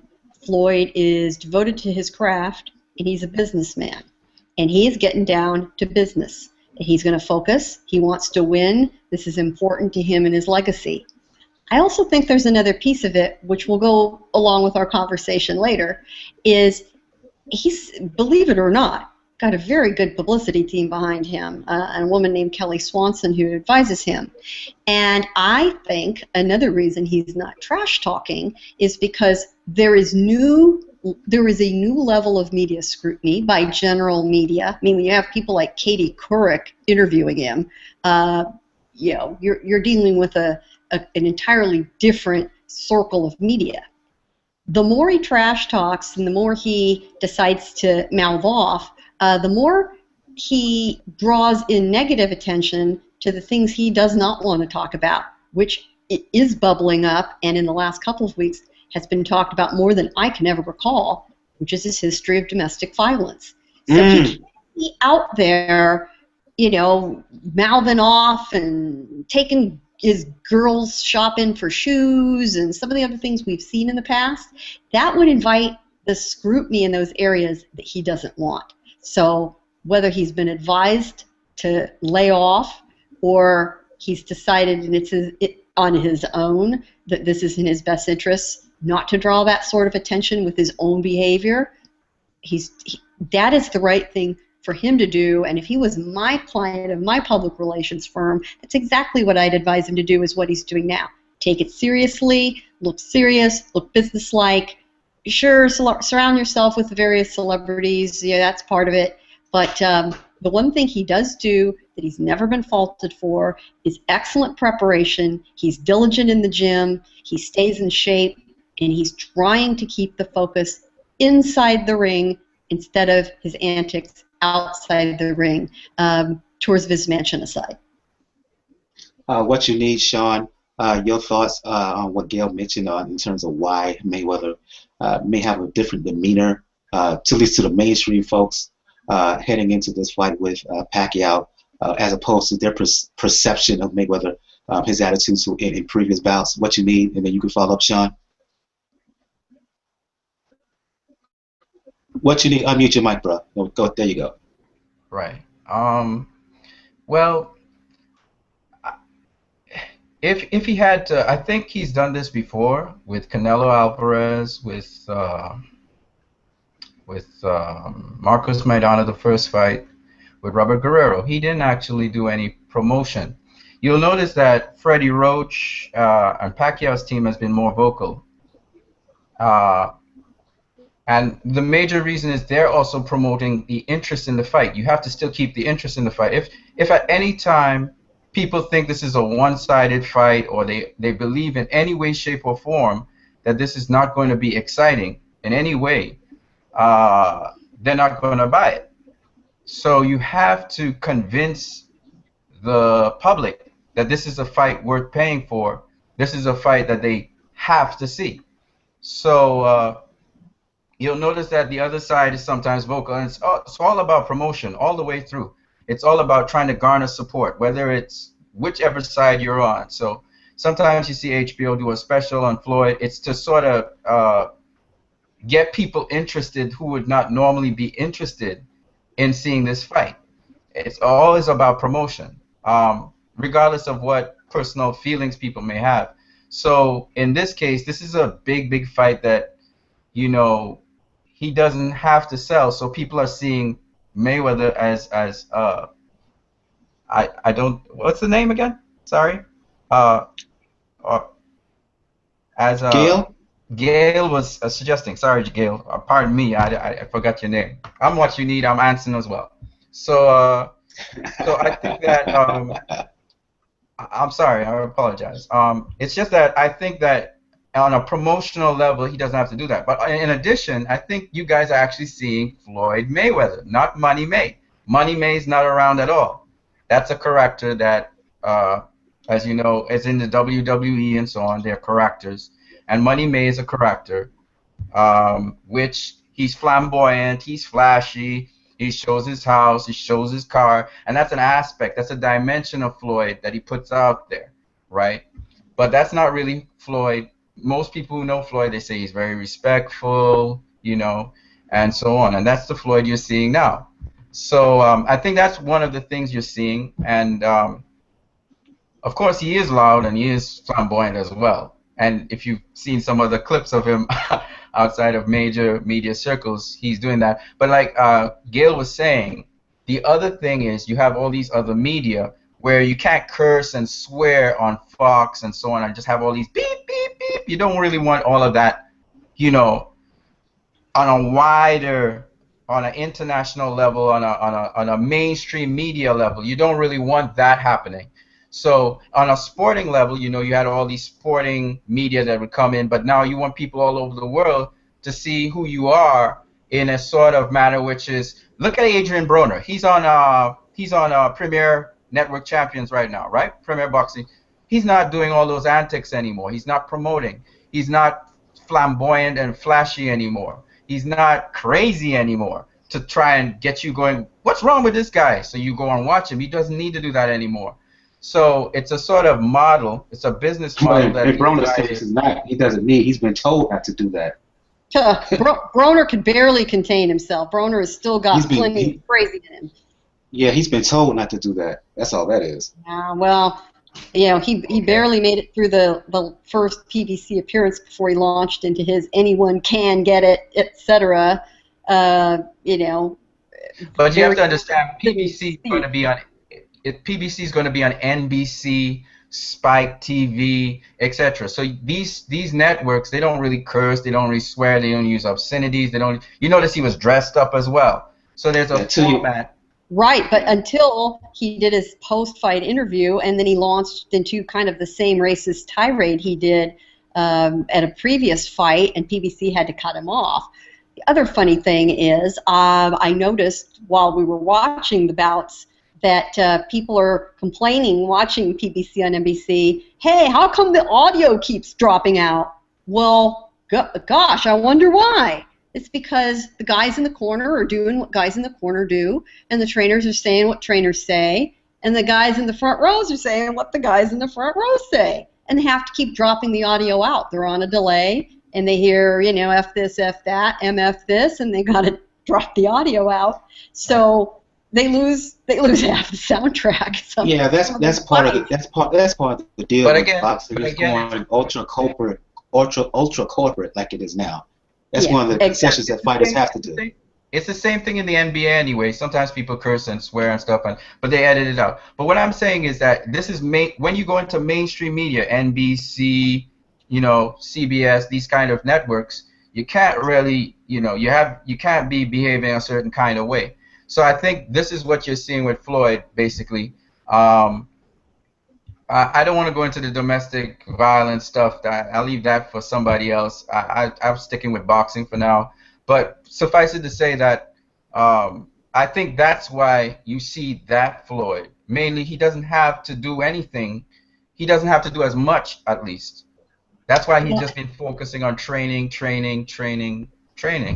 And I do think you're right. And I think we can put a dividing line between the new Floyd and the old Floyd at the moment he signed that big 6-fight deal with Showtime, which we all know is owned by CBS, and he knows who his boss is, and it's the Columbia Broadcasting System. And he is one smart guy where business contracts are concerned. He's not going to make his master Les Moonves mad. So, yeah, that's exactly why this is going on. Let's bring Sean into this discussion. Your thoughts in terms of what's being talked about right now? Gail bit my idea. That's what I was going to say. I've been waiting for 20 minutes. I was going to say, I mean, ever since Floyd went to Showtime, man, it changed the whole image thing. You know, they reworked his image. We've been working together too long. We think alike. That should be frighten you. I know. Yeah, ever since, I mean, you know, Floyd changed over to Showtime, they tried to change his image. It wasn't so much loudmouth, obnoxious. I mean, he still is that. So outside of boxing, in build-ups, that still comes out.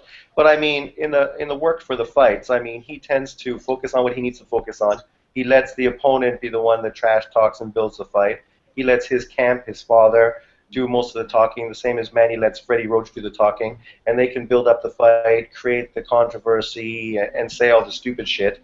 And then, you know, the two fighters can just focus on what they need to focus on, which is preparing. And so what's going on now, I don't think it's any different. It's the same. It's just like Gail was saying, you know, it's under a microscope far more than it ever was before, with a lot of people who are new to the sport, who are getting a fresh perspective on it, a fresh perspective of something we know is old. So I think it's basically the same. I mean, neither one of these guys needs to talk now. They just need to focus on getting prepared and doing their work in the gym. And they just leave their trainers to do all the talking and build all the controversy and drop the innuendo the media is going to run with. And then the fight just stays in the media headlines and everybody is hyped about it, and the rest is just history. Oh, and, you know, just a question. Is wordplay really racist? I mean, when Broner says anyone can get it, Mexicans, Americans, Dominicans, I don't see the problem with that. I mean, I think the last time he finished that with a racist comment, but that whole statement, I don't see what the problem is, and I don't know why PBS was so quick to cut him off. As long as, I mean, he just kept it to that, it's sort of his tagline. I don't think there's anything wrong with it. He's just saying anyone can fight me. It doesn't matter who you are. So I don't understand what the backlash is. I think they're concerned once he gets on a roll, because nobody's going to stop with the can statements. And I let me say this. It could be controversial for some, but it's not as controversial as what Kovalev said. Unlike some other fools around here who try to put what Broner said and put it in the same line as Kovalev's racist gimmick, racist tweet, and I'll just leave it at that. True. Yeah, we'll leave it at that. And, you know, going back to what Sean said about the stupid shit, I do count on a little bit of stupid shit. I like some stupid shit. I like a little trash talk. I don't want my fights to be too entirely sterile and corporate. And God bless Freddie Roach and God bless Floyd Sr., because they're the ones we're counting on right now to get into it. And, you know, they are the fighters' surrogates in this stuff. They can play the bad cop, and nobody has been relishing that role more and better than he ever has this last week or so than Freddie Roach. Yeah, and I hate to go there about Kovalev's tweet, but I'm still fuming over that tweet and how folks try to put what Broner said and try to put that in the same vein like it's the equivalent. I mean, that dude who put up that video is that dumbass. But let me move on. Let's talk about the coverage. Let's talk about the coverage of the fight, mainly of ESPN, who I said earlier is doing around the clock stuff. They've been doing all access stuff with Stephen A. Smith. First Take has been talking about it all week long. SportsCenter has been talking about it all week long. I will go to you on this one, Gail. From my perspective, I think they're doing too much. I think the questions that they ask these fighters are really simple, nothing informative at all. It shows, let's just say they could do a better job considering the investment that they're making into this fight. Your analysis, your thoughts on the round-the-clock coverage of this fight, particularly the mainstream ESPN. It's just like what happens every single year with the Super Bowl. You know, we've got the lead up to the game. They've got tons of time to fill, and they start running out of things to do. So they seize on every tiny little bit of information and just grind it into the ground. Today's big flurry were two things. Number one, apparently a complaint that Manny's protective belt and cup were riding too high, so that had the Mayweather camp complained, and they went in and did an inspection, and apparently photos surfaced of Manny modeling this thing and lifting up his T-shirt to show where the protective edge of the belt hit, to make sure he wasn't riding his cup too high or something. I don't know what that was about. It was apparently ruled fine. All right, controversy over. The second was a comment that Roach made today, which was no big deal, with him saying, well, I'm not quite sure Floyd will show up for the fight. I'll believe it when I see him in the ring. In the minds of some media who do not cover boxing regularly, what they took that as was a literal statement that for whatever reason, Roach actually has some reason to think up to the night of the fight Floyd might not actually walk into the ring, which is ludicrous. There were others who didn't take the statement at face value that he wouldn't walk in, but implicated Roach that they twisted the statement into meaning that Roach was calling Floyd a pussy. So, which is fine. I don't have any problem with him calling him that if that's what he was doing. But to take that so literally and make it a headline all afternoon, it really is, though, exactly the same thing as what happens with the Super Bowl, where single individual statements from certain key players are just beat to the ground. I would rather see the media taking time to speak to the casual fan, to talk to them about the sport of boxing, how these guys train, how does a 10-point must system work? What are the different types of punches? What's CompuBox? How do the judges work? Where do they come from? What's the referee's job? What's the ringside physician's job? What's that noise that they hear at 10 seconds that goes, what's that? We got a lot of people who don't know one single bit of any of that. Those are intrinsically important things in fights. They need to know the rules, and they need to know the players. Why aren't we talking about that? That would be actually useful information and help people enjoy the fight more than only watch a fight once every 10 years. And they have Teddy Atlas there. They have Roy Jones on there. They have Bernard Hopkins. If you're not going to ask them those kind of questions, you're wasting their time. And we've heard a tiny bit of it. And to their credit, they're trying to go along with that. But they are treating this as entertainment. There are ratings to be had. I understand it. And they know what their masters want, what the scripting is. The boss dictates how the conversation's going to go.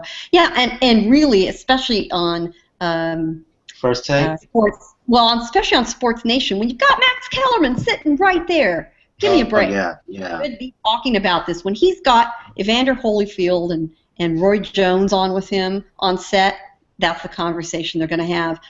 And maybe they've decided that it's either too simplistic or it's not personality-driven enough, it's not exciting enough to talk about this stuff.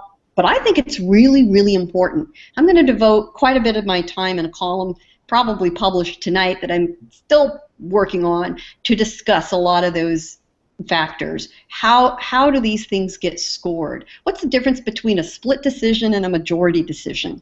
And what's a TKO versus a KO? What's a knockdown?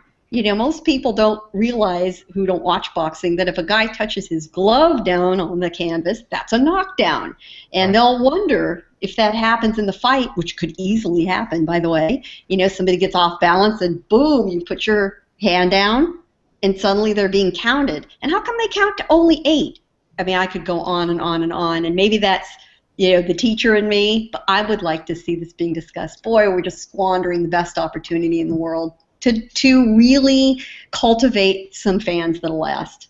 Yeah, first of all, when you get that blog, let me know so I can share it on my blog on the Pound for Pound Boxing blog. Happy to. Thank you very much. Second of all, you asked why they don't use the opportunity to ask those questions. It's all about entertainment. Notice when they're on First Take, whenever they try to delve into those topics, they're usually interrupted. Skip, Stephen A., they're usually interrupted because it's about the personality, usually allowing Skip, Stephen A., or especially Skip, to say something stupid, to talk out of his butt. That's the deal.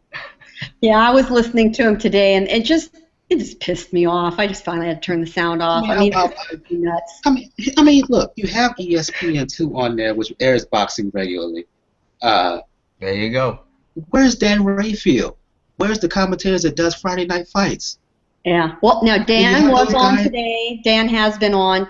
But, Dan's not, to his credit, is not a television personality.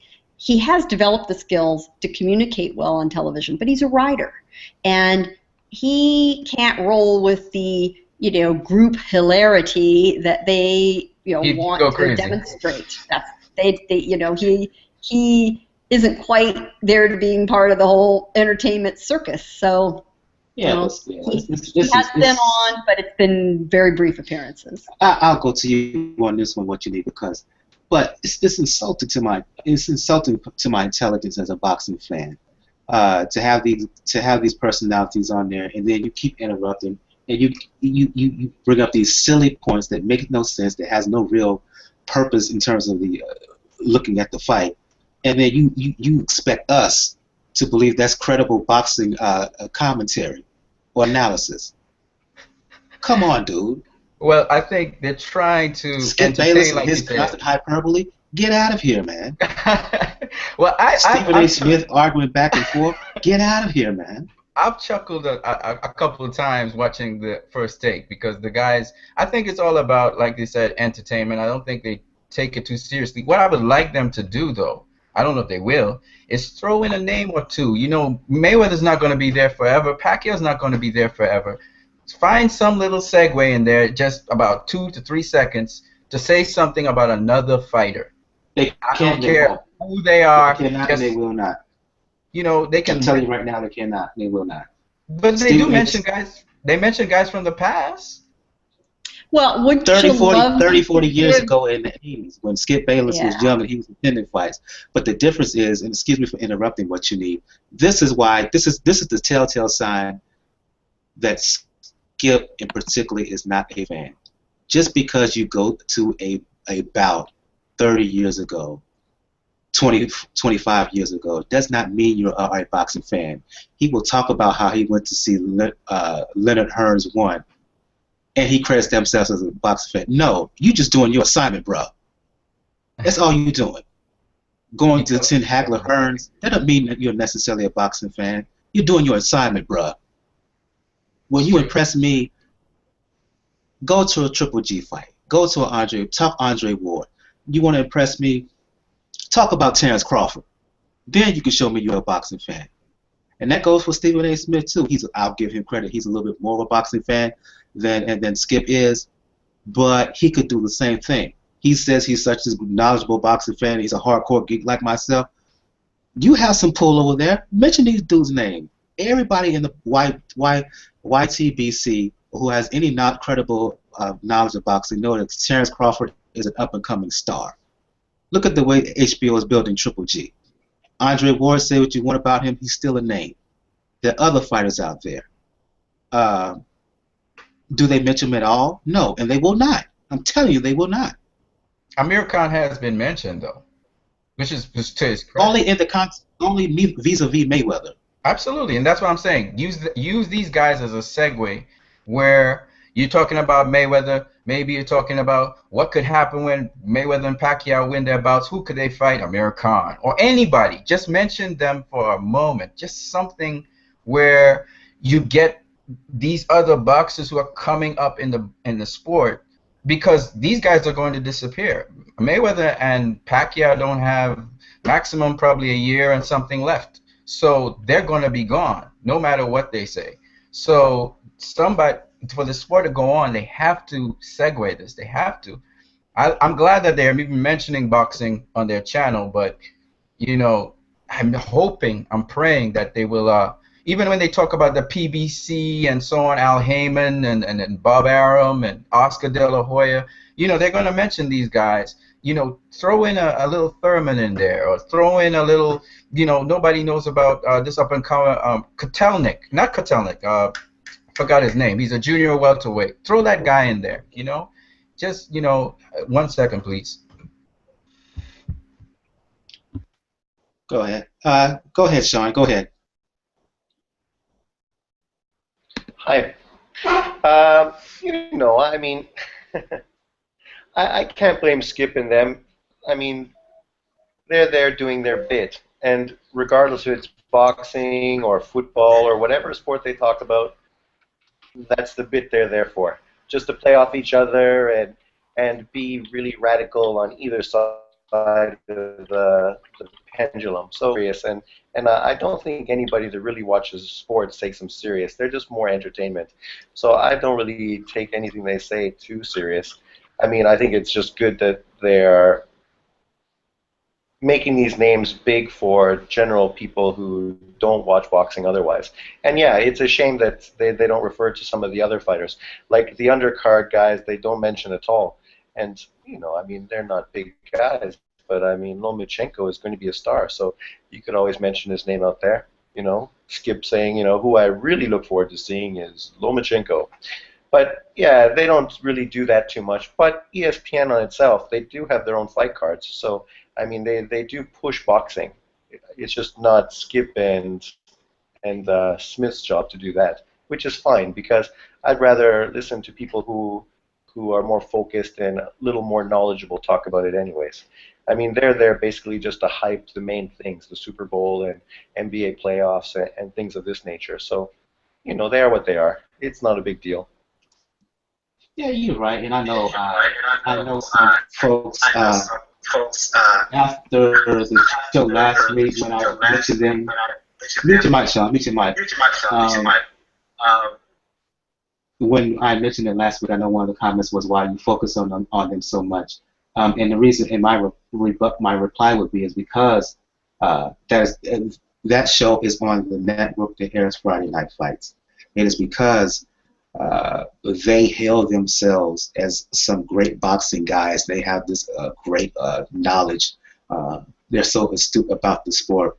When it's obvious, if you really listen to them, to folks who really follow the sport, they don't. They do not. And yet people want to give them credit that they really don't deserve. So that's why I go off on them. Plus, I'll admit it, I'm not a fan of Skip Bayless. I think he's a troll. I really do. I just think he's a troll and a contrarian, and I don't like how there are people who do not act the way that he does, who are as good as he is, at what they do than he does at what they are as good as he is in his field, but do not get the attention and get the credit. And in large part of the reason he gets so much attention and so much money, by the way, is because of how he acts. Not just personally, I just don't understand that. Because some people, want the entertainment value. It is not about the content. And people like to hear folks yelling at each other. We have had panel talk shows on politics and other current topics for years where people are simply combative. And vast majority of folks like it. They don't really care what the substance is. We're all frustrated because we enjoy the sport at a deeper level. We want to have a deeper conversation. Just like people in politics who really operate inside at a deeper level, hate listening to radio talk shows. It drives them nuts. So we're having the same thing go on. I mean, the one thing that the one positive of this that we should at least focus on is boxing's actually being talked about in the mainstream. We might not like how it's going down, but I have never been asked about boxing so much in my life. Believe me, I've, in all the years I've been writing a column, tomorrow is the first time I'm going to end up appearing on a major network radio news talk station in my market to talk about boxing. Hip hip hooray for that. It's all good. Yeah, so let's move on and give start to close the show down and give our official prediction of the fight. I will go back to you on this one, Gail. Floyd Mayweather, Manny Pacquiao, May 2nd, MGM Grand, Las Vegas, Saturday night. Your official prediction. Who do you think is going to win and why? Official prediction at the end of the night. This is not going to be a knockout for either guy. It is going to be a decision, and I think it's going to be a fairly close on the scorecards, unanimous decision for Floyd Mayweather. I think it's going to be an 8 rounds to 4, 7 rounds to 5 kind of fight. I think Manny will win the early rounds. I think Floyd will win the later rounds. And generally the fighter that wins the later rounds tends to prevail. They often get the benefit of the doubt in the last couple of rounds if they're coming on and building momentum. And I think that's what Floyd's going to do. I also think the fight may not be the most exciting fight the fans have ever seen. I think for us purists, there's going to be a lot to watch and a lot that's interesting to us. But if our friends and family, who we all have over to watch, since we're plunking down $100 for a pay-per-view in the U.S. anyway, are all going to say, well, it's kind of boring. And hopefully they can enjoy all the staging, the drama, Justin Bieber carrying in the belt, all the celebrities ringside, the two famous announcers. There's going to be a lot for them to watch. But the fight itself, I think it'll be exciting for the purists, middling exciting for the general fans. But Floyd Mayweather by a 116 to 112 type of decision. Before I move on to what you need, and Sean, I know some folks may be asking, particularly some female listeners of my show, why didn't you mention the domestic violence issues regarding Mayweather? It has been mentioned. Gail and Giandra talked about it on the women's episode. I will say that it is an issue. It should be discussed. But there's been a lot of discussion about it before. I will say one of the reasons I don't like Mayweather because his past issues with domestic violence and his, as far as I'm concerned, refusal to acknowledge what he's done. But I just think that because there's been so much talk about it, there are other avenues for that. If you want to say something about it, Gail, if you want to say something about it, Sean, and what you need, by all means, you can say something now. But it's been talked about on the Pound for Pound Boxing Report. I want to focus a little bit more on the fight, but I want to give my official reason for that. I know it's an issue. It has been discussed. It's one of the reasons I don't like Floyd Mayweather, but there's been so much of it. It's been discussed. It will be discussed even further as the fight goes along. But I will go to Sean. I'll go to what you need, and then Sean. Predictions on Mayweather Pacquiao. Who do you have winning and why?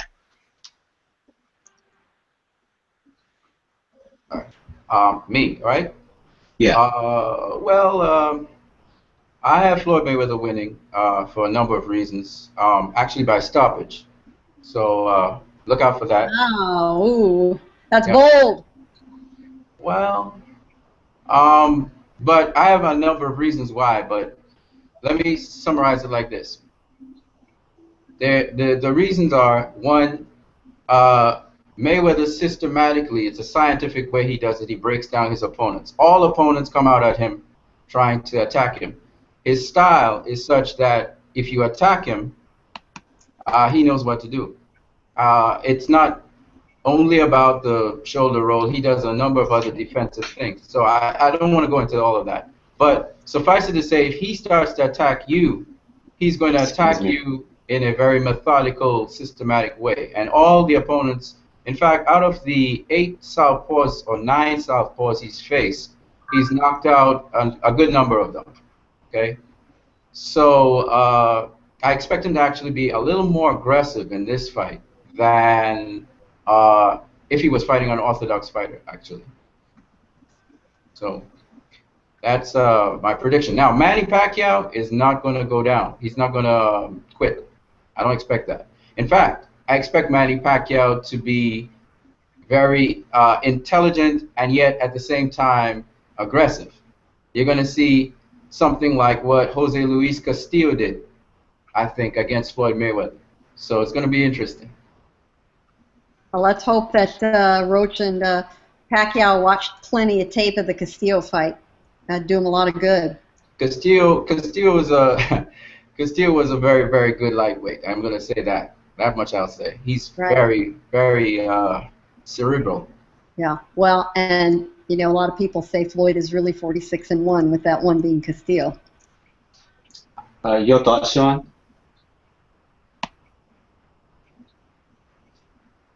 Your thoughts, Sean? Unmute his mic. Unmute your mic, Sean. Give your analysis. Yeah, my mic's off. I predict Manny. I'm going to roll with my man. Of course, I mean, Floyd has the ability to win the fight. That's what makes it an interesting fight. But I'm going to roll with my fighter, who's going to use volume and speed of foot and speed of hands to win a close decision. You know, I expect it to be a split on the cards, and then much controversy later on the YTBC as Floyd fans take to the streets, and then we hear a ton about it until, you know, part 2, the rematch. You think if he loses, Sean, they're going to be riots in the Philippines? Well, no. If Manny loses, will there be riots in the Philippines? Yeah, exactly. No. I mean, you know, Manny's lost before, so I mean, I think a lot of this stuff people say, it's just ridiculous. Obviously, people push for their fighter, and I mean, Manny's a great guy who's done great things, so why wouldn't you support him? I mean, you know, the negative things you can say about him is that he partied too much. It's like, oh, well, that's terrible. I'm sorry. I would never have done that if I was him. There's that little bit about womanizing, backing cockfighting and stuff like that. No, come on, people. You've never been to the Philippines, so let's be real. Organizing cockfighting in the Philippines is just normal. I've seen cockfighting in the Philippines 3 times. It's normal. I mean, you know, I can understand North Americans getting upset about it, but come on, the world. But there is the womanizing thing, though. What do you mean womanizing? Like, I mean, Wilt Chamberlain had sex with over 10,000 women, and I mean, no one criticizes him for that. Magic Johnson had sex with like over 5,000 women, and the negative thing was that he got AIDS out of it. Not that he had sex with all the women, but that he got AIDS. You know, no one cares. Manny was married at the time. Married. Michael Jordan was married. Kobe Bryant was married. Everybody in sports. Tiger Woods was married. The only problem with Tiger Woods is he's sleeping with ugly women, and that he's got caught and like it came out so hard. No, they weren't ugly. They were hard. You know, I mean, at least Manny's sleeping with hot-looking girls, and I mean, you know, who can blame him? If you're on top of the world and you're going to be possibly the president of the Philippines, you're going to be having sex with hot chicks too.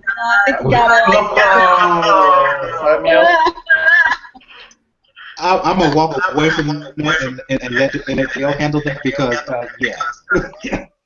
But what do you mean? Girls do it too, so it's not like it's a negative thing. I mean, in sports, famous people sleep with people. In the Olympics, they talk about how it's just a big orgy because you have all these athletes from around the world stuck in this little compound, and everyone is having sex with everybody. Good-looking, beautiful that's not a criticism. Yeah. Nature takes its course. No, that's absolutely true. Well, there's a difference. I think we should draw a dividing line between who we think will win, who we will believe will win, and who we'd like to see win. And they're different things. I think Mayweather will win. I'd love to see Manny win, and I think in many ways that would be better for the sport. So if you watch the very, very good HBO expert panel special, which I highly recommend to everyone listening if you haven't seen it, and I'm sure it's on their on-demand schedule online, Oscar De La Hoya said, "My head says it's Mayweather, my heart says it's Manny." And I think that speaks for a whole lot of people. Well, let me make my official prediction. I think Mayweather will win by decision, close decision, in a fight that's exciting. That it will be more exciting than people think, particularly early on. I think Pacquiao will win the majority of the early rounds. I would not be surprised if Pacquiao were to hurt Mayweather. But the thing about Mayweather, no matter who he fights, he always adjusts. He always adjusts. Any style, orthodox, southpaw, fast fighter, aggressive fighter, or a slick boxer, he always adjusts. And the thing for me, with Freddie Roach fighters, defense is not their forte. And I understand that Manny Pacquiao, he gives the side-to-side movement with his upper body, but there are times when he leaves himself square. There are times when he leaps in. There are times when he's too aggressive for his own good. And I think Mayweather, with his counterpunching, with his sharpness, and the fact that he's a much bigger guy, I think he will take advantage of that. I think once Mayweather finds the key, once he gets in that zone, I think Pacquiao is going to be in trouble. And so, for me, the fight is all dependent on Mayweather. If he shows up and brings his A game and is really on, he beats Pacquiao by decision. If he's a little off, he's in trouble. So for me, I'm going with Mayweather by decision, and in a fight that's more exciting than anybody else than most people think. Any last commentary before we shut the show down and we call it a good day? I think we'll have a lot to talk and like about. I said, if any of y'all want to touch the domestic violence issue, for those who are listening and wonder why it's not being discussed, by all means. I actually. Go ahead. I just wanted to say that before we go to the domestic violence issue, I actually admire. That's what my channel is all about. I actually admire the athletes in Pacquiao and Mayweather. I love to see. Sometimes people don't understand and appreciate what these both athletes bring to the table. I'm actually a fan of both, especially, I'll tell you this, I think that Manny Pacquiao truly got my respect when he beat Timothy Bradley. Now everybody's saying, well, what? He beat Cotto, he beat Oscar De La Hoya. Yeah, but he beat Ricky Hatton, yes, but there were caveats to that, right? There were exceptions, there were certain things that were involved there. I don't consider, for instance, Floyd Mayweather's best win to be against Diego Corrales, mainly because of weight issues, okay? So, but when he beat Timothy Bradley, it showed me something that I realized that I needed to go look more into what Manny Pacquiao does. And it's brilliant what he does. And he does it, he's that package that came that way since La Duaba, since he appeared on the scene. He's been that way. So I like both fighters. What I wish more than anything else is that they both come out of this fight healthy so they can appreciate and really just enjoy all that money that they made. So that's just my takeaway. Any final words, Gail, Sean? Let's get it on. I agree. You know, the time for talk is quickly coming to an end, and we'll have to get down to business. I will briefly touch on the domestic violence issues. You know, they are important, and they matter to us as fans, and they matter to the reputation of the sport. However, for me, he is the highest paid athlete in the world. He is the highest paid athlete in our sport. He is the biggest draw, hands down. As a business story, in addition to a sports story, it is huge. So it is part of my job to cover all of that. Should we also talk about these other issues? Yes, they all exist together. And for those who've been critical that this has not been brought up, it has been brought up. ESPN did an exceptionally good Outside the Lines feature that's been repeated several times. ESPN Radio has had several shows deal with it. ESPN has a Sirius XM satellite channel radio show hosted by two women who have discussed this at length. So it's out there. Everybody knows about it. And the big problem, I think, is, as I think Sean or perhaps it was Michael who mentioned earlier, the bigger problem is his failure to acknowledge it and to take ownership of it, to make amends for what he's done and do something proactive to make sure the behavior doesn't continue in the future. Like have this whole bunch of sister wives that live at his house or whatever the hell weird stuff goes on over there.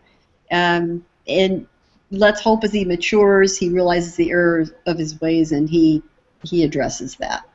But it is sometimes what goes along with big money and a lifestyle that he lives. Yeah, I think the bottom line is, Gail, you're saying that you can appreciate the fighter and appreciate what he does, but still be critical of what he does, particularly outside of the ring. Absolutely right. Doesn't mean I'm going to go have dinner with him. Even be a fan of what he does, but still be critical of certain aspects of his lifestyle. How prevalent is domestic violence in boxing? How prevalent is that? And how many boxers actually beat their wives? Or whoever, because this is the hurt business. So, and I've heard, I mean, I listened to Jesse Vargas, and he was saying that the families, they need to give boxers space sometimes because approaching a fight, they get very, you know. So I wanted to know about that because I remember Floyd Mayweather was doing the same thing Pacquiao was doing to Diego Corrales. If you do remember, Diego Corrales, I think he kicked or assaulted his pregnant wife before that fight versus Floyd Mayweather. It seems as though this thing has been going on for a while in boxing. So how do we actually address this for the boxers and for their families so that we have a safer environment? I know some boxers, they do camps outside of their families and so on, but I would like to know, how do these boxers, and do a lot of boxers violent like this? Okay. First of all, it's prevalent too far often in sports, period. Let's make that clear. Okay. Football, basketball, I mean, the greatest fighter of all time, Sugar Ray Robinson, was well known for not only cheating on his wife, but beating his wife badly. The issue when it comes to Floyd for some is that with the Diego Corrales situations, that he exploited that for his gain. And what I mean by that is, en route to the ring, he had a rap song, and during that rap song, he made mention of Diego Corrales. I remember one of the lyrics was, "I'm gonna beat you like you beat your woman." Right. And then a month or so later, what do you hear? You hear about him allegedly hitting the mother of his oldest child. That's the issue that some may have with Mayweather and have been mentioning during this week. So it sadly happens far too often, not only in boxing, and you just don't hear about it, but it's a sad thing in sports in general. And you saw it with Ray Rice, you see it with other issues. I mean, University of Alabama in college football, 3-4 players have the issues of domestic violence with them during this off season, during the past year. So it's a sad and ugly thing in sports in general. It's just that Mayweather, given his high profile, given his visibility, the focus is being put on him. Do you think it's only unique to sports, or you think it's a wider societal problem? Oh, it's a wider society thing, no doubt about it. Okay. It's an enormous problem, and having worked for a district attorney for many years, and having worked with many domestic violence advocacy groups, and still do today, it is across every spectrum of society. There is not one demographic, not one racial description, income that's immune, not a single one. And it's becoming a bigger overall conversation in the United States, which I think is healthy. But like a lot of issues, celebrities kind of lead the way, and sports figures are celebrities in our society, college level as well as the professionals.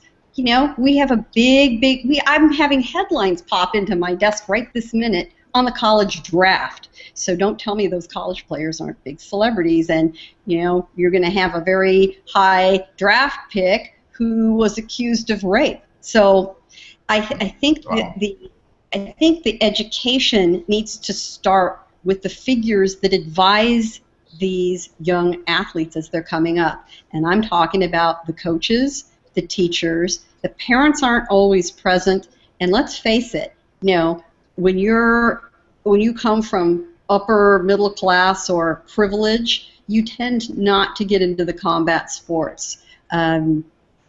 Just like you don't see a lot of people enlisting out of high school in the military or from affluent families. And we're asking them to channel aggression, but then we're asking them also to learn how to compartmentalize it. That's asking a lot.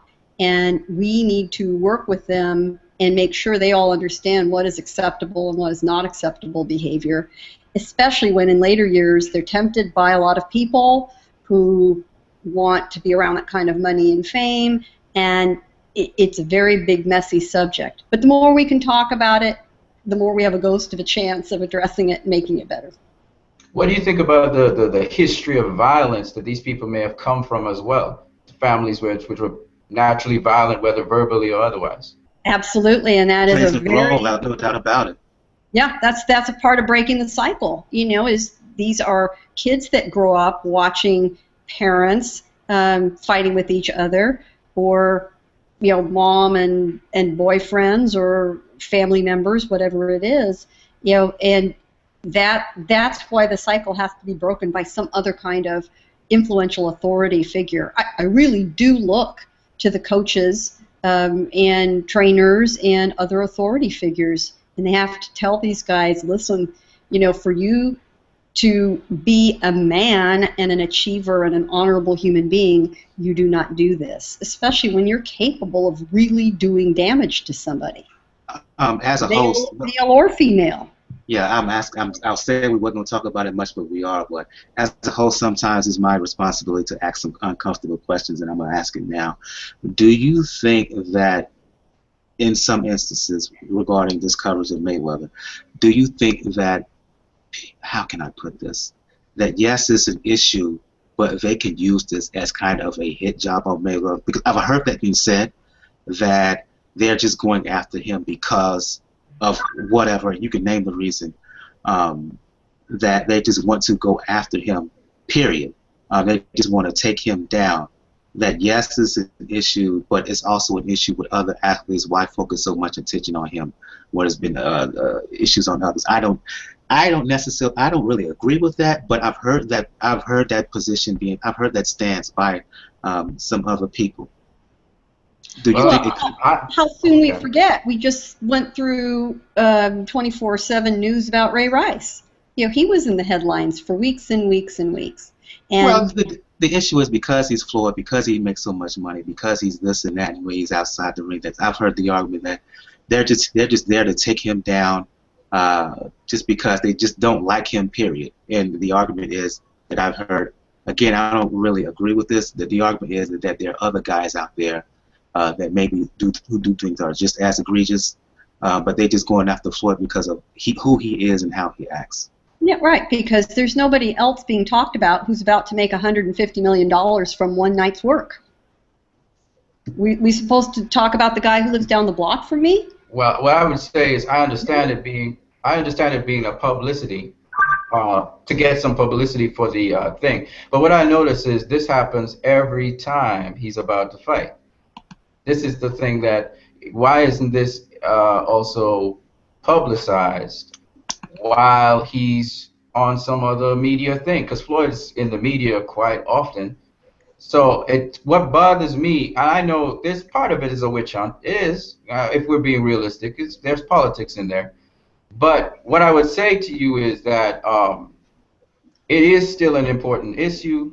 I think it's something that hopefully gets people aware of. I hope Floyd is aware of it as well. I don't really know the details. I haven't seen the broadcast on these different things. And of course, I don't mind mentioning that I think his color has a point. His race has something to do with this as well. And that's just a fact. That's just the way things are. But I would say though that, yeah, when we're talking about domestic violence, it is an issue that needs to be talked about a lot more. And if he's the vehicle through which people actually listen, I think it's important, But at the same time, I do believe part of this is the politics that's playing into the game. Okay, there's also something about how we like to take very famous rich people who are celebrities down a notch. We always like to knock people off a pedestal. Yep, king of the mountain. Yeah, it's human nature. Who's a bigger name in sports right this minute? Can't think of one other than Manny Pacquiao than Floyd Mayweather. And Floyd has been the top earning athlete in the world, any sport, for the last 3 years running. There is no surprise why we are talking about everything about his life, and that includes a string of some not too savory criminal behavior, and it has been criminal behavior. And unfortunately, by his refusal to own up to it and deal with it, he's dragging out the conversation. That's also part of the problem. I would say that I'm not sure because I don't have all the details. Like I said, I like to look into things very deeply. That's why I'm called What You Need. But what I'd say though is I would look into the matter, and then I would know what's happening with that. But I still think the fact that it's even mentioned is something that should draw some concern to himself and to the people around him. I don't know if he's that kind. I don't know. I can't say yet because I haven't watched the programs. You know, I've done my own research on him, but I have to do some more. So what I would say though is I don't really want to go into that aspect of it, but I would say that domestic violence, the Ray Rice issue, and so on. A lot of people, you know, from the outside, it looks different to on the inside. Let me put it to you that way. If you've been in a rocky relationship, if you've been in a very difficult relationship, and someone has lifted their hands on you, as a victim, you always feel that it's not as bad as it looks. And really, it's a warning sign to get out of there. I don't care what. I don't care if they hit you lightly. I don't care if they're, you know, bumping you. It's probably a sign to get out of it. And then as an aggressor, what a lot of people don't know, because I've been both. I've been a victim and aggressor of domestic abuse. I've been both. And I'll tell you this, from the eye of someone who's an aggressor, they actually think that they're a victim as well. And they're responding, you know. You never think you would do something like that, and then you become insensitive to it later on. So I've seen both sides of the fence, you know, and I'm a person, I know certain dynamics. You have to be careful. So I just wanted to let you guys know I'm no stranger to this, you know. And you know, a lot of people want to be punitive, but punitive only suppresses it, and it only tells you. And that's important. You need to be. People can't just go around shooting each other or killing each other. I remember a guy who was angry with his wife, and it made the news. He threw his child out a window. So many stories up, and I'm thinking to myself, God, you know. So you know, when you turn, you know, when you turn hateful, hateful is, you know, you can do some really crazy stuff, and then you sit back and you're all worried, you know, you're all, you know, traumatized by what you did, but, you know. So these laws need to be in place. I think these people need to know about these things. But the process of getting someone from being abusive, I don't care if it's verbally, if it's, you know, physically. I'm not trying to be politically correct or anything, but the process to move from being an abusive person to a person who actually cares, it's a very it can be a very painful, laborious, long process. And there's so many ways to get at someone without physically doing harm, but some people do that, and then other people do it a number of other ways. So, I mean, just having gone through my own personal journey, I'm able to say, you know, it's not as simple as it sounds, you know, but it's easy to point the finger. Trust me, it's hard to take somebody by the hand and lead them out of a process like that. It's very, very difficult. And I've helped a couple of people in my life as well. And I think we should leave it there, and I will close by saying I applaud you for bringing this out in the open. That cannot be easy. And this is how we will solve the problem, by talking about it. And with that, we've done our bit for the week.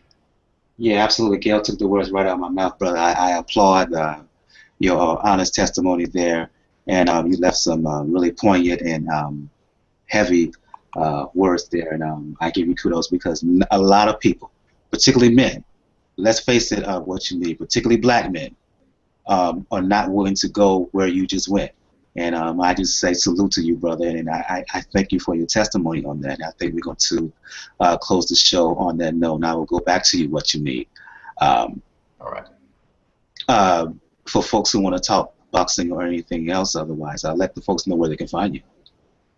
All right. I'm What You Need. My channel is What You Need, WATTUNEED. I like to talk about boxing, educate fans on boxing. I don't think of it as just a blood sport, but a science. So I really like sharing this stuff. I would love to work with anyone in the sport of boxing. I'm actually, like Manny Pacquiao, I'm a Christian, so you know, I just let you guys know that. So I may throw a little segue in there sometimes. Gail Falkenthal, for folks who want to talk boxing or anything else, let the folks know where they can find you. I will. Well, first of all, what you need, welcome to the Pound for Pound Boxing Report. I salute you, and I look forward to reading more and interacting more with you. Oh, he will be back. He will be back. I will make Great. sure of that. Hey, we get to add another country to the map. You know, I imagine this pound for pound map, we keep sticking pins all over the place. It's fantastic. Worldwide. For me, my main column is Ringside Seat at Communities Digital News, which is COM, C-O-M-M, Digi, D-I-G-I News, comdiginews.com. We are covering the fight heavily, of course, and we will be doing a live online chat via ComDigi News for the fight, blow by blow, looking for your opinions. And if you're not able to pay for the pay-per-view, it's the next best thing. We have a great time on our live chats. I'm also on Twitter at PR Pro San Diego, PR Pro San Diego. That's sort of the real-time chatter, and you'll find a lot of us there.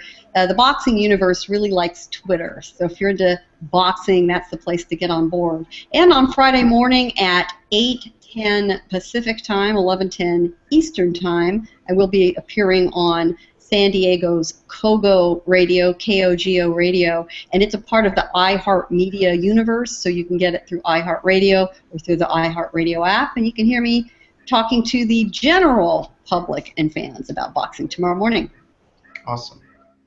And for Sean, he had to dip out. For those who know, he teaches during the day, so he had to dip out and take care of his responsibility teaching. If you want to find anything about Sean Newton, he's all over the YTBC. Sean Newton on G+, Sean Newton on YouTube. He's commenting just about any other boxing channel as what you need, and Gail knows. Wherever there's boxing being discussed, Sean, he's usually there providing some comments there, so check out Sean Newton. That's S-H-A-W-N. Sean Newton, N-E-W-T-O-N on G+ and on YouTube. If you want to find out anything else on me, personal Twitter, Brother JR, at Brother JR. If you want to find out anything about the Pound for Pound Boxing Report, that is at P4P Boxing Report. On Twitter, P4PBoxingReport.wordpress.com. That's the blog. If you want to find all information about the Pound for Pound Boxing Report, just go there. You'll find all the links to where to find us all over the interwebs, all on social media.